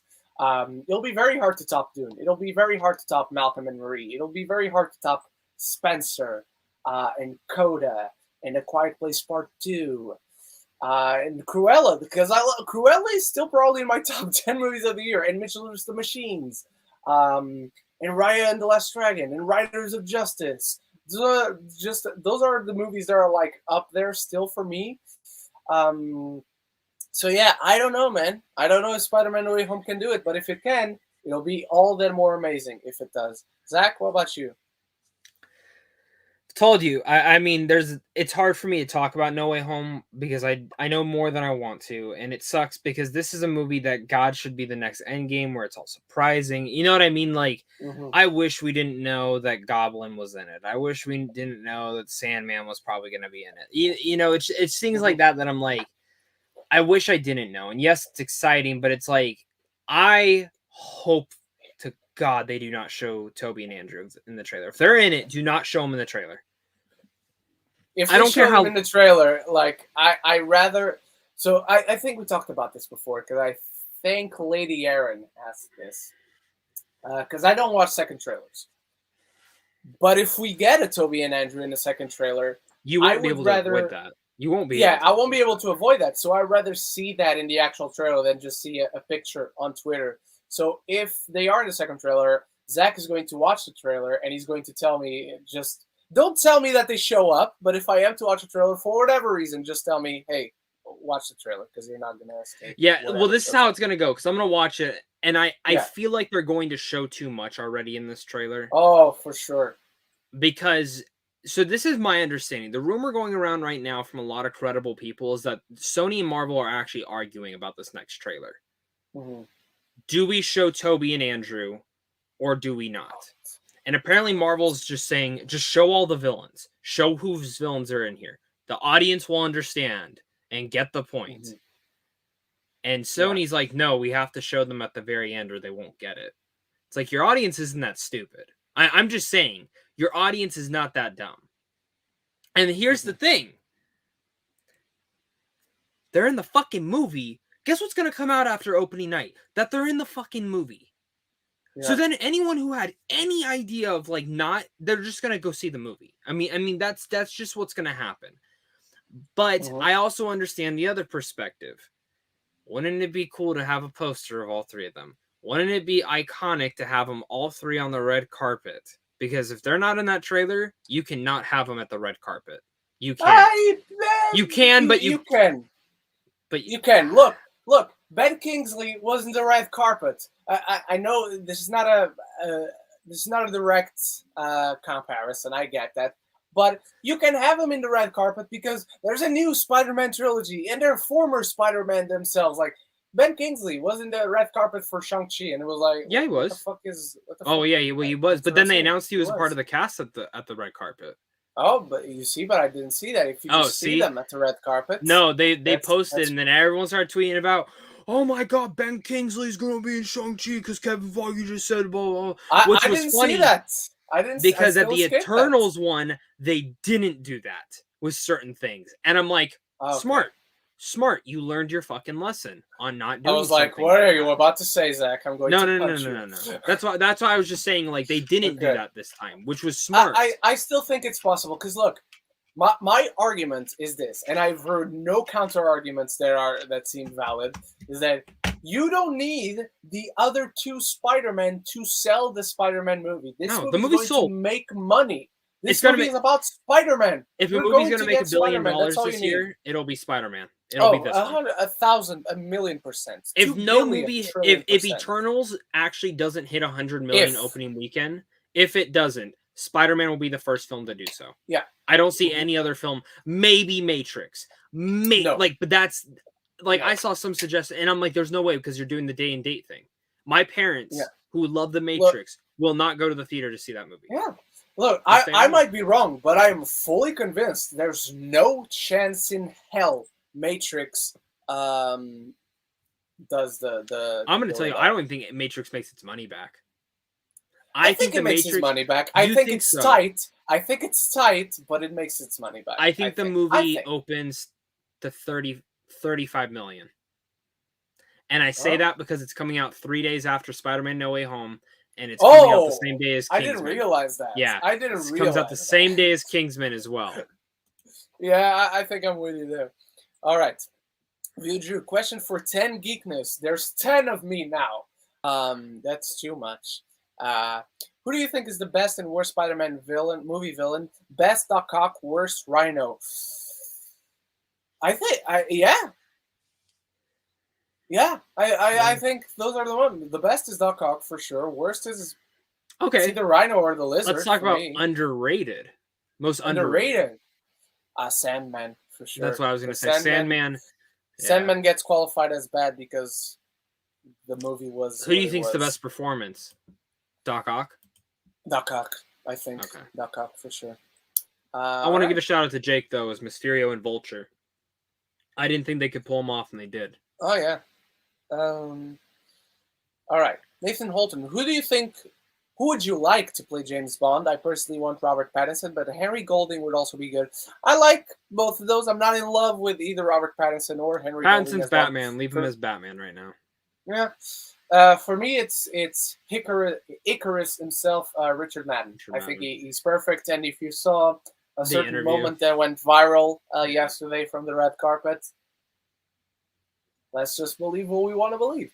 What about you, Zach? You think he's on the short list? I mean, do I need to answer that? It's just weird to me because I didn't think they were doing the search until next year, but I mean, they start the shit way in advance, so. Yeah, they're not announcing it until yeah. next year. Yeah, I would. I mean, Richard Madden would be my pick too. I just after The Bodyguard, I was like, just give this guy James Bond. Did you see my post? Because a few weeks ago we were talking about who would you like to see Bond villains, and I was posting about like my Bond 26, and Richard Madden was Bond, Vanessa Kirby was the Bond girl, Lena Headey was the henchwoman. Do you know who sparked into my mind to be a Bond villain? Who? I didn't see that. Mahershala Ali. Oh God, that'd be perfect. All right. Dominican Scott, question. What editions of Zack Snyder's Justice League and Justice League do you have? Can you show us? So I have one edition of the Justice League, the Digibook edition, and it's in Portugal, so I can. I have the Digibook too. Nice. I haven't gotten. That's the cover with like all the heroes, right? Like the yes. Okay. And then it opens up and it has a kind of book inside. I haven't gotten Zack Snyder's Justice League yet. There's a ton of movies from the past few years that I still haven't gotten that I really want to. But you'll be able to get them cheap now. Soon you know enough, what I mean? Soon enough I'll fix that. How about you, Zach? So I have the same one Ren's talking about, and then if you look up there, right? Oh, there, I have the trilogy, the 4K trilogy. Right. It's like a big ass box set. All right. Which MCU villain do you like more, Killmonger or Wenwu? I don't even call Wenwu a villain, but I'd give him the edge over those two. I think Wenwu is even better because I really love how not cliche his whole motivation is. Like in the context of Shang-Chi, the motivation for Wenwu is he wants his family back together, and Shang-Chi is I want to run away from my family. I love that. I fucking love that. Usually, when you have a hero versus a villain and they're related, usually the motivation is the villain, I want to destroy my family, and the hero is I want to protect my family. I want to protect my family. It's the complete opposite. I fucking love that. Zach, do you agree, disagree? It's tough because I don't view Wenwu as a villain either. Yeah. So, but antagonists. Let's say antagonists, I guess. But like, Killmonger is the definition of a fucking antagonist. Like, he is still one of the best antagonists in the MCU. Oh, 100%. 100%. But I don't know. It's tough. I gotta see Shang-Chi again because I've seen Black Panther so many times. Performance-wise, Wenwu. Yeah, but it's also Tony Leung. Yeah. Like, not a lot of people give better performances than Tony Leung. Actually antagonistic, I would say Killmonger. Okay. Just because as like an actual villain. You know what I mean? Mm-hmm. Character-wise, though, I think Wenwu's stronger. I think Wenwu is one of the best characters in the entire Shang-Chi universe, or just in general Marvel. Mm-hmm. I agree. All right. Since I missed it, my weekly ranking last night in Soho, a B, only a B. No, I'm kidding. I'd give it more than that, but I think it's good. Spider-Man Far From Home, A-.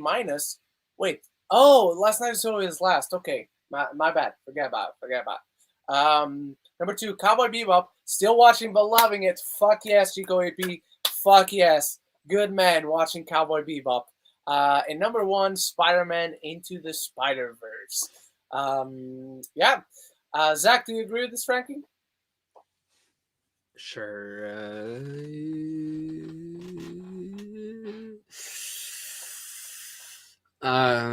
Yeah, sure. We'll go for that for right now. Dominican Scott, are you looking forward to the Game of Thrones prequel, House of the Dragon? Will you rewatch Game of Thrones leading into it? We talked about House of the Dragon a ton when the teaser came out a few months ago at this point, I think. But yes, excited. Will I rewatch Game of Thrones? It's one of those shows I'm like, I want to, at some point, go back and rewatch. There's just so much, though.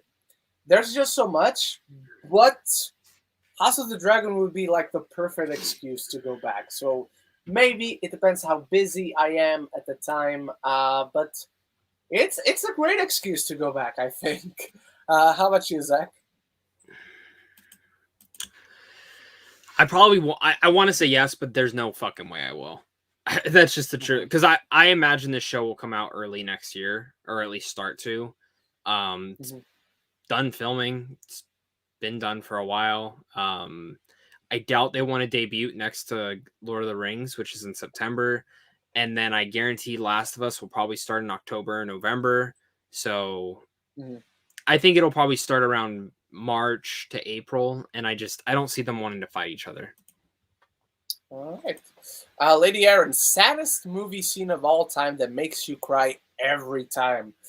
So if you hadn't included the specific category of sad, because you can cry for many reasons. Yeah. I cried last night during My Hero. Oh, really?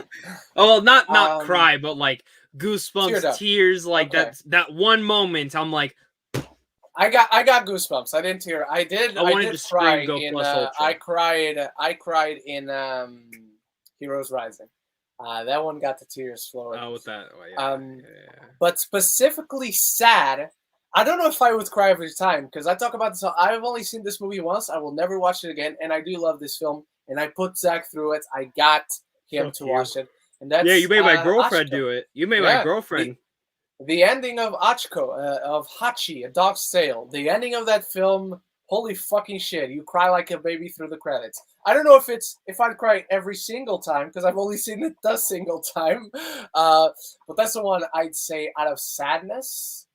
I'm sure there are many others that I cry out of sadness, but yeah, that's the so one to beat. The ending of Toy Story 3, I cry out of sadness because eventually they made a fourth one. That's a conversation for another day that Zach and I disagree on. Yeah. But what do you think, Zach? Do you have one that's different than? The ending of Soul. The middle of Soul. I wouldn't say I cry out of sadness on that one. No, the ending of Soul, I cry when he's playing the piano and thinking about all the memories. I'm like, oh, fuck you, movie. Yeah. When Ash almost dies in Pokemon 1 and Pikachu cries, I felt it. And every Pokemon cries. Oh yeah. Endgame. That was a pretty emotional wreck by the end. Oh, how did I not remember that? Oh, Jesus. The ending of La La Land, Zach. Oh, fuck me, man. Fuck mine. WandaVision episode 7.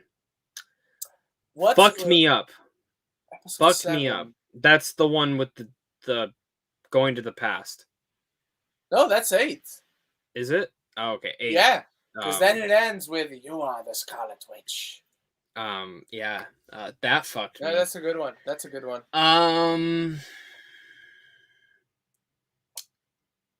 Lord of the Rings used to, but I've seen it so many times, so I don't really just like.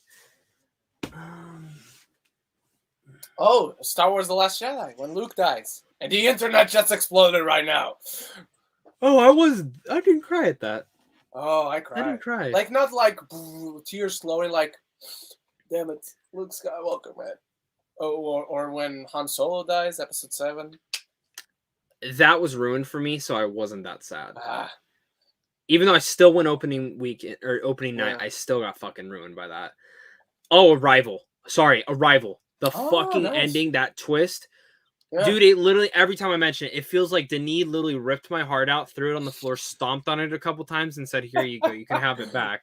Because I remember seeing that movie for the first time, not knowing anything about it, and just sitting there, and I'm not expecting a twist at all, and I'm like... I'm gonna leave us on this last one, Zach, because it's not a movie, it's a show. And it's not just sadness, but it is sadness. My Hero Academia, Season 3, Episode 11. If you know, you know. That's the one I reacted to, right? Yeah. You and Patrick, and I hope I can still find more people to get to react to that. It's still, that is, I don't know if, it goes back and forth being my favorite episode, because the one when he fights Overhaul fucking blew my mind. Yeah. That whole with entire little Larry on his back. yeah. I got that Funko, man. I got that Funko on the way. I pre-ordered It should that. come Yeah, out next week. So next Oh, week already? when Oh, damn. we're doing the show, I pre-ordered the whole set. Where did you pre-order it from? Amazon. Oh, okay. My Captain America zombie figure comes today. Nice. Ren and Zack, what is a movie you love but most people hate it? That's a good question. Well, I mean, not most people, but at least half the people. Scott, Last you. Jedi.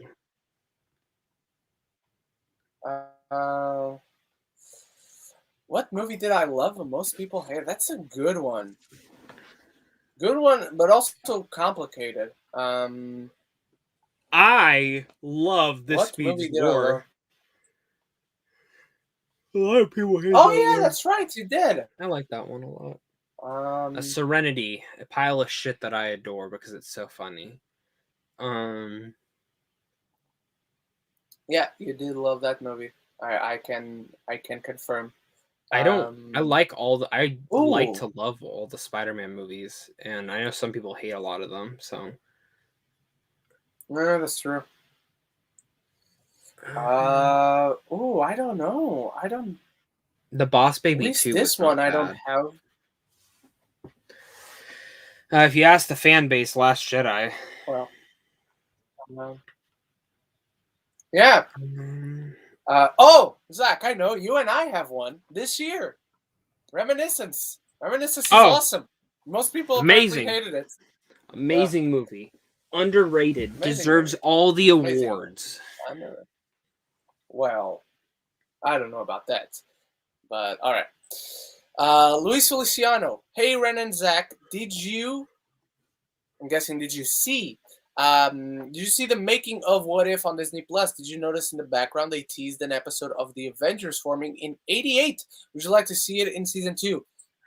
So, answering the first question first, I did not see it yet. In fact, the last I haven't watched the last any of the them, making actually. ofs I saw. You haven't seen any? They're really cool. No. I need to. The last one I watched was for Loki. I still haven't seen the one for Black Widow or the one for What If, and now that they're doing it for everything, I can't wait to see the one for Shang-Chi.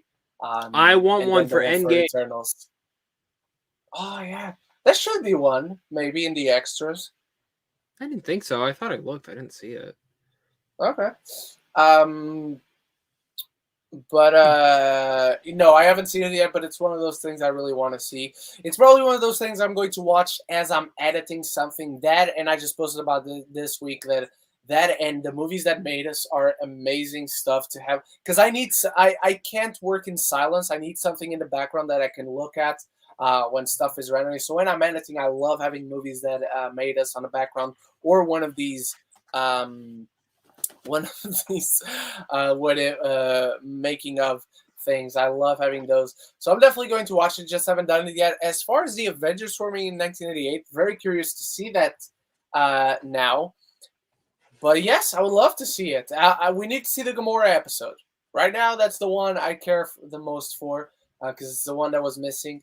But yeah, I want to see the Avengers forming in the 80s. Why not? And maybe they'll model them after actors that were big in the 80s and would have been the live-action versions of the characters if they did an Avengers movie in 1988. Zach, how about you? So, haven't seen them. I need to. And, yeah. All right. Question for everyone. You guys in live chat, answer the view with Drew. Who do you think is the most overrated superhero casting choice? Not necessarily bad. I think Elizabeth Olsen as Scarlet Witch. She's good, but not as good as Hugh Jackman as well. Well, not everyone is as good as Hugh Jackman as Wolverine. But an overrated choice as far as super... I don't know,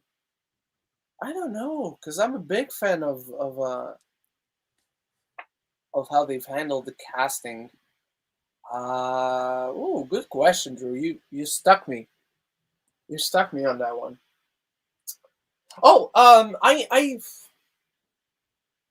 It has more to do with the material that he was given, but I was never a big fan of the Andrew Garfield choice as Spider-Man. He's a great actor, but he was never given good material for his Spider-Man as Spider-Man. That is. So I guess I'll have to go with that one. How about you, Zach?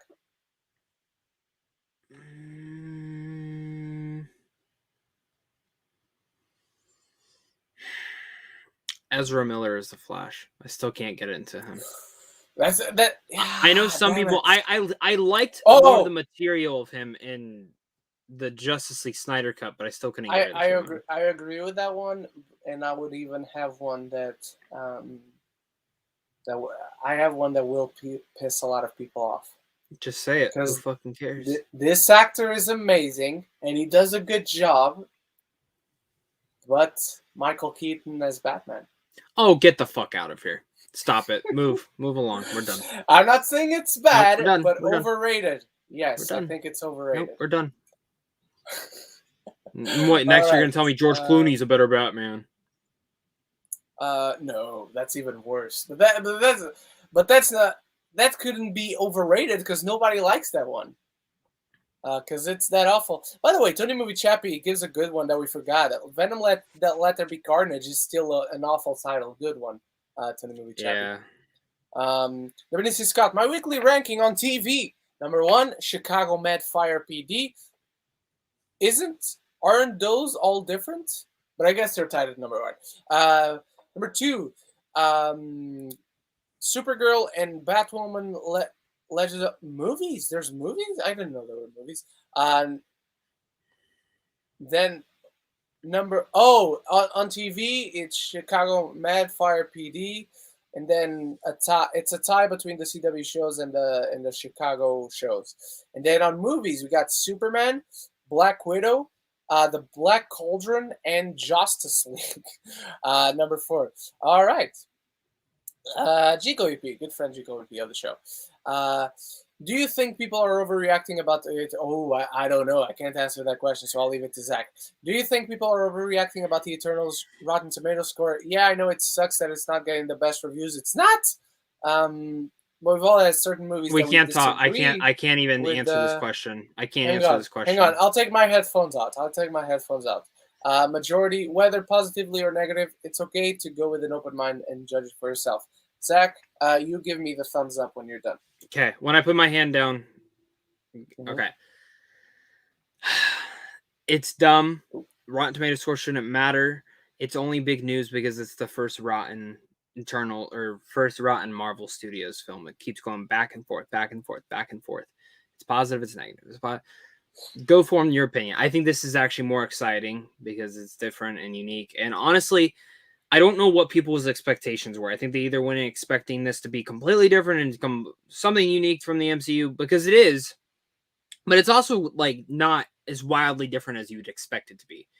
And I also think there's people who went into it thinking it's going to be MCU, blah, blah, blah, blah, and they didn't get that. So you're good.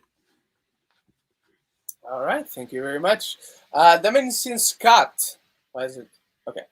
My question for Ren. How far are you with Batwoman? We don't talk Batwoman. I've seen garbage. Every episode so far. I've not started season 3 yet. Because they've done such third season already. Job. Yeah, I don't know why. Legends of Tomorrow, there's a 7th season already, and I just finished season 6 a few weeks ago. They've done a god awful job. Not only is it bad that you got a season right after the other. Batwoman finished like 2 months ago. Even then, it's a short window, but still, it finished 2 months ago. Legends of Tomorrow finished like a month ago, tops, something like that, and it's already out. And I just saw that it was happening. I saw, episode 3 of season 3, there's already a third. And then Legends of Tomorrow, episode 3 of season 7, there's already the 7th season. Like, they've done an awful job in marketing this. And same with Young Justice, Zach. Young Justice is already airing. It's already going on. Yep. They got 4 episodes out. And I found out how there was 3 episodes of Young Justice, and I'm not aware of what the hell is going on. I don't know what's happening with the marketing at Warner Brothers, but it's chaotic, to say the least. But yes, yep. We had a jump in the chat, and I'm already seeing that people are completely appalled that I said Michael Keaton was overrated. Overrated doesn't mean bad. just means it's not great, or at least I don't think it's as great as everyone else thinks. Where are we? Where are we? I should be able to find the Venetian. Okay, here we are. All right. Alrighty. Eric set. Why is it? Okay. Weekly ranking. Number 1, Dune. Number 2, Exodus, Gods and Kings. Underrated in my opinion. I think it's complicated for me. Because I think Exodus is underrated, but I also don't think too highly of it. I think it's got something in common with King Kong, Peter Jackson's King Kong, where it has like 40 minutes, an extra 40 minutes that don't need to be there. Number 3, Scream, overrated. I agree with that. But I haven't seen it in a long time, so let's see if I agree tomorrow. Number 4, Army of Thieves. I like Army of the Dead more than most, but found this prequel dull. It has a lot of dullness into it. I like Army of the Dead a lot more than Army of Thieves. Army of Thieves is perfectly fine and watchable. It's just nothing special. All right. Favorite horror movie of 2021 and least favorite horror movie of 2021. Favorite horror movie of 2021, easily A Quiet Place Part 2. Least favorite, I'm not sure there's something worse than this, and it's not like this is an absolutely... I was going to say Malignant, but Antlers is worse. Antlers is the worst horror movie of the year for me. How about you, Zach? I literally same sentiment. I did not like Antlers the more. And fuck all the people who are in my comment section. Oh, yeah, you gave Eternals a great review, but you shit on Antlers. Blah, blah, blah, you Disney shill. Hey, dumbass, Antlers also came from the same fucking studio. It's true. Literally the same fucking studio. So yeah. All right. What do you think is the best Spider-Man movie action? Oh, action scene. Action scene in Spider-Man 2 is absolutely amazing. If we were counting, we're back. If we were counting only the live action, maybe Spider-Man, it's up there because it's amazing. But if we're counting every Spider-Man movie, the final act fight in Spider-Man Into the Spider-Verse is amazing. It's animation. They can go wild with that. They have no human limitations when it comes to what they can do on screen in that film. So I'll go with the climatic fight in Spider-Man Into the Spider-Verse. How about you, Zach? To go different, the Mysterio fight scene, all of them are fucking amazing in my opinion. Okay. They brought to life something I never thought they could, the illusions. And he actually uses his spider sense for the first time. Tom Holland does. We actually see it. All right. Spider-Verse is a great one. Spider-Verse is a great one. But I'll still say that Spider-Man 2 is still the best. Let's take 5 more. Okay. After this one, we'll take 5 more. Listen to it, Zach. It's a really good album. Ren, I listened to the entire new album, and I really liked it. Honestly, it could be my top 10 of the... I don't listen to enough albums to have top 10 of the year. Ren, what is your least favorite track of that new album? I'm curious to know what it is, and you can say... No, I'm not going to say what it is. I'm going to leave it for speculation, and I will never confirm or deny what it is. But yeah. There's one track I do not like, and that's okay. I can't answer that question, so I'll give you another answer in compensation. Ed Sheeran's Divide is still his best album. It's a perfect album. Yep. There's not one skippable song in it. I listen to it through and through every time I go back to it. And Collaborations number 6 is a killer fucking album. So if you haven't listened to that one, anyone, Go see it. Go listen to it. I see it.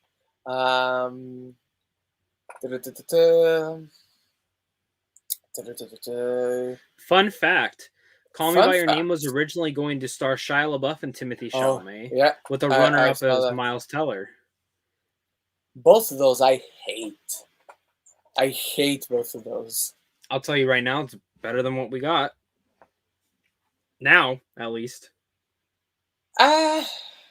Well, Ren, you can't swing it any other way. That movie's tainted forever now.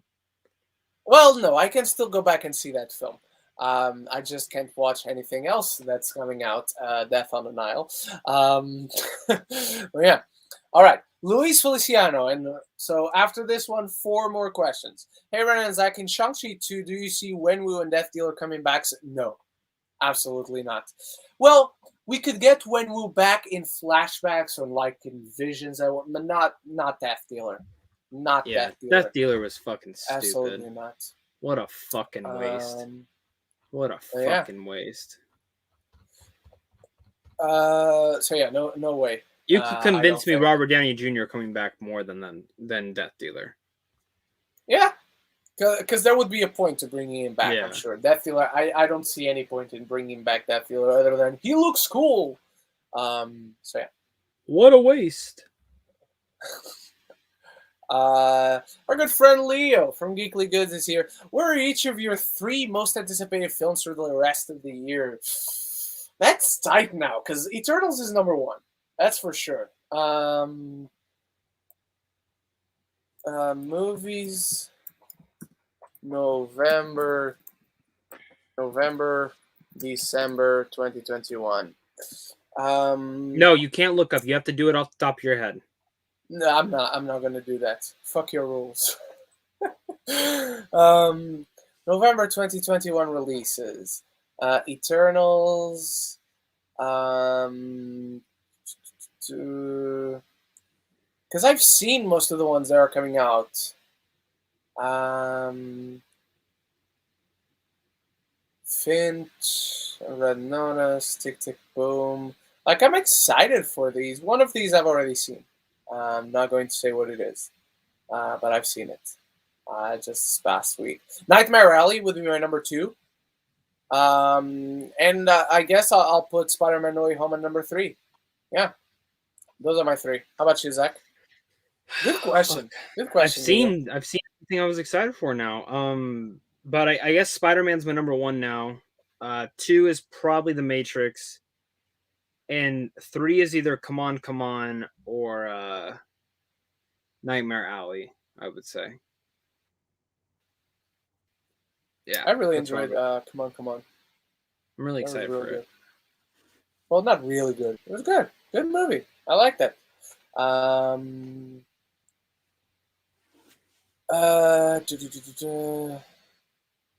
Okay, we had another jump, and I apologize.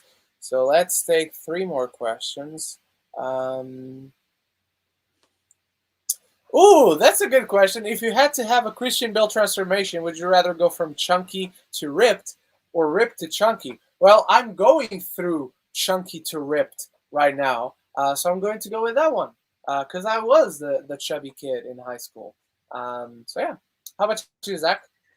I was always a really skinny kid in high school, so is that an option? Like when he was what's that? The Machinist to Batman? The Machinist. Yeah. Oh, hang on. Aaron gives a good shout. I thought you were going to say Don't Breathe 2 is your least favorite horror movie of the year. You're right. I don't even consider that a horror movie because it's more of an action thriller, but you're right. That's worse than Antlers. Though Antlers forgettable. Is more boring. But I liked I would rather watch that movie again than Antlers. I was bored as fuck during Antlers. Same. But yeah. All right, Juko EP has a 2 of 2. Since Black Panther and Shang-Chi had soundtracks, can we get one for No Way Home? It would be like a great throwback to the Raimi films when they used soundtracks for famous artists, bands. At the time, Yellowcard, love Yellowcard. The Killers, not a fan of the Killers. Sum 41 is awesome. The Strokes, I enjoy the Strokes, they're fine. The Hives, Switchfoot is good. Yeah, Yes, Snow Patrol, and Nickelback and Anubis Tank. Nickelback is cool. You guys are just mean. I never got why people don't like Nickelback. Same. Not like they don't like Nickelback. If you don't like something, you don't like something. Like hate for Nickelback. It's like, oh, why do people hate Nickelback? because they're not good. I'm like, well, that's subjective, and that's true of a lot of bands, and I don't see the hate for anyone else that I see for Nickelback. Nickelback is good. I'm going on a tangent here. I don't care too much for soundtracks if they exist and if they're bands I like Yellow Card, Sum 41, Switchfoot, Nickelback.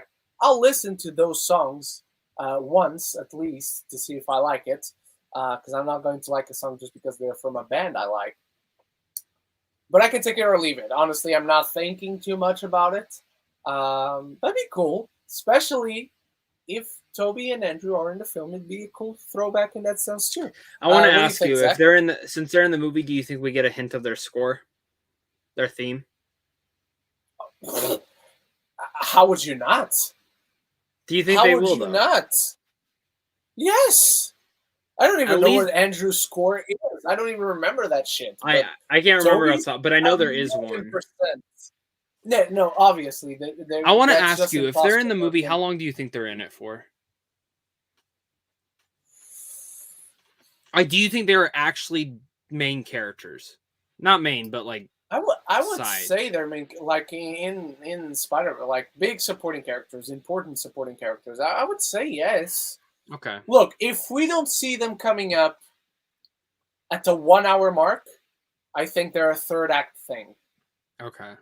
But if we see them before the hour mark or at the 1 hour mark, I think they're like, because if the film is like 2 hours and 30, 2 hours and 20 or whatever, it would be cool to have that first hour just Spider-Man getting overwhelmed, and then we have a chance. We now have 3 Spider-Man, blah, blah. When do you think they come into play? I think it's that bridge scene. Yes, and I think that bridge scene is like Act 1 into Act 2, maybe Act 2A. And that would be like the first hour. Like, I think that's like Tom Holland's kind of been able to deal with them, and then now they're just, fuck it, we're just going to beat the shit out of this kid. And they're beating the shit out of the kid, and then. And that's where we get, hello, Peter. Hello, Peter. All right. I really hope that penultimate question, Lady Aaron. This may be a very hard question for you guys. What's your favorite horror movie of all time and your least favorite movie of all time? This is in honor of Halloween being tomorrow. I don't know what my least favorite horror movie of all time is. I know I don't have favorite a is The Exorcist, that's for sure. That's still the undisputed champion. I don't know what my do you have a least favorite of all time, Zach? Not that I can think of. Not something. It had to have been something that pissed me off, but it's probably forgettable at this point. So, like I'm not like favorite though. I mean, my favorite is The Babadook. That movie actually like made me fall in love with the horror genre.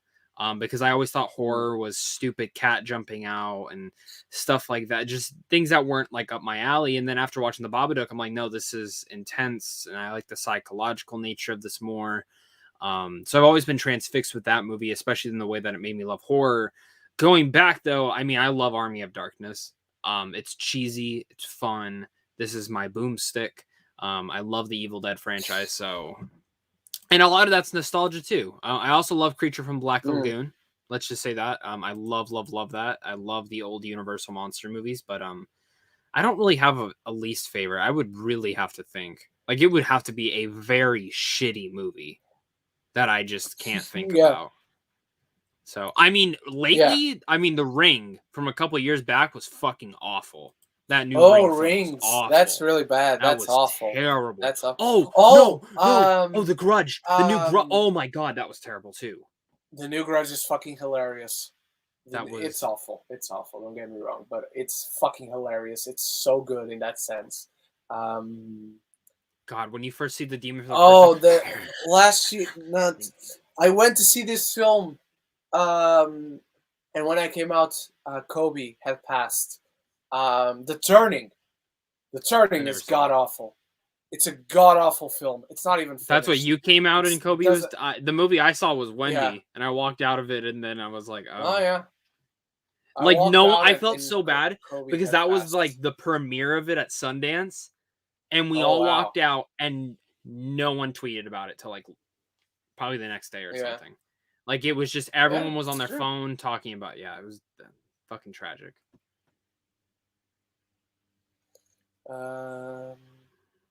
Let's get to the last question. I want a good one for the last question, so let me just search for it. Easy Hay is looking forward to Belle as his #1 most anticipated film. Belle is really good. Excited I to see that. really liked Belle. Really liked Belle. Opened the London Film Festival for me, that one.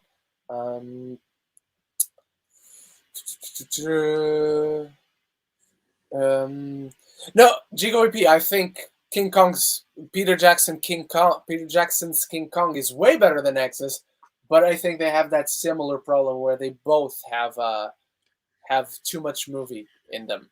Um, uh, tu- tu- tu- tu- tu- tu- tu- tu- tu- Oh, let's take this one because it's Halloween. What are your hot takes on Halloween candy? Might not know Ren's picks because England only has Twirly Winks and Diesel. I don't even know what those are. I don't think I have a. I mean, not liking candy corn is not a hot take because So candy a lot of corn is people don't like awful. candy corn. Yeah, I'm not a fan of gummies.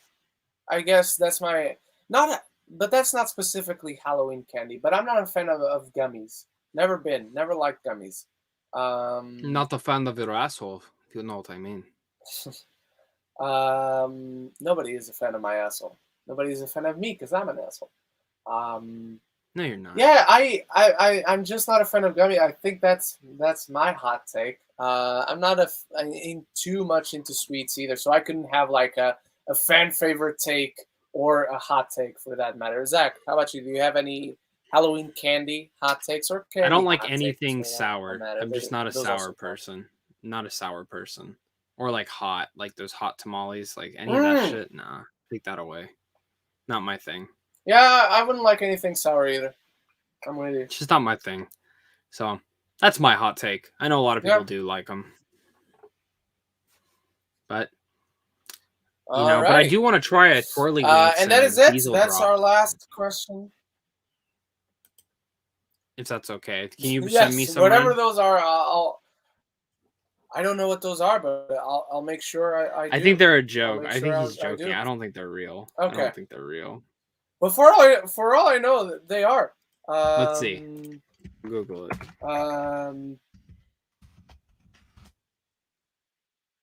No, it's called a dazzle. Wait. No, it's not real. Yeah, it's not real. He fucked with us. How dare you, Easy Hey? How dare you get my hopes up for diesel drops?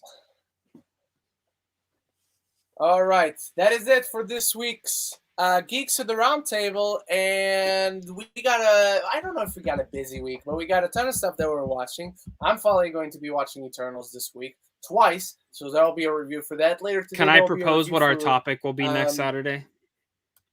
You can predict it, sure. I think we should do a spoiler review. Of Eternals? Yep. Shit. Guys. I'm sorry if there's not that much news, that's my debate because okay, if there's not that much news, we'll maybe approach it or talk about it. If not, we'll at least wait a week because we know there's people who are not seeing Eternals next week because Australia. Yeah. You guys are still in lockdown. But yeah, thank you so much everyone for watching. I think that's my big review coming up this week. But later today there will be a review for World Heroes Mission. So I hope to see you in that. And Zach, what do you have coming up this week? Souvenir Part 2 review, and I don't know. I really don't know. I need to look at my schedule. But MCU ranking, new MCU ranking. After I see Eternals again, I gotta see it one more time before I can do the ranking. That is it for today. Once again, everyone, thank you so much, and we'll talk to you next week. So until then, love each other and love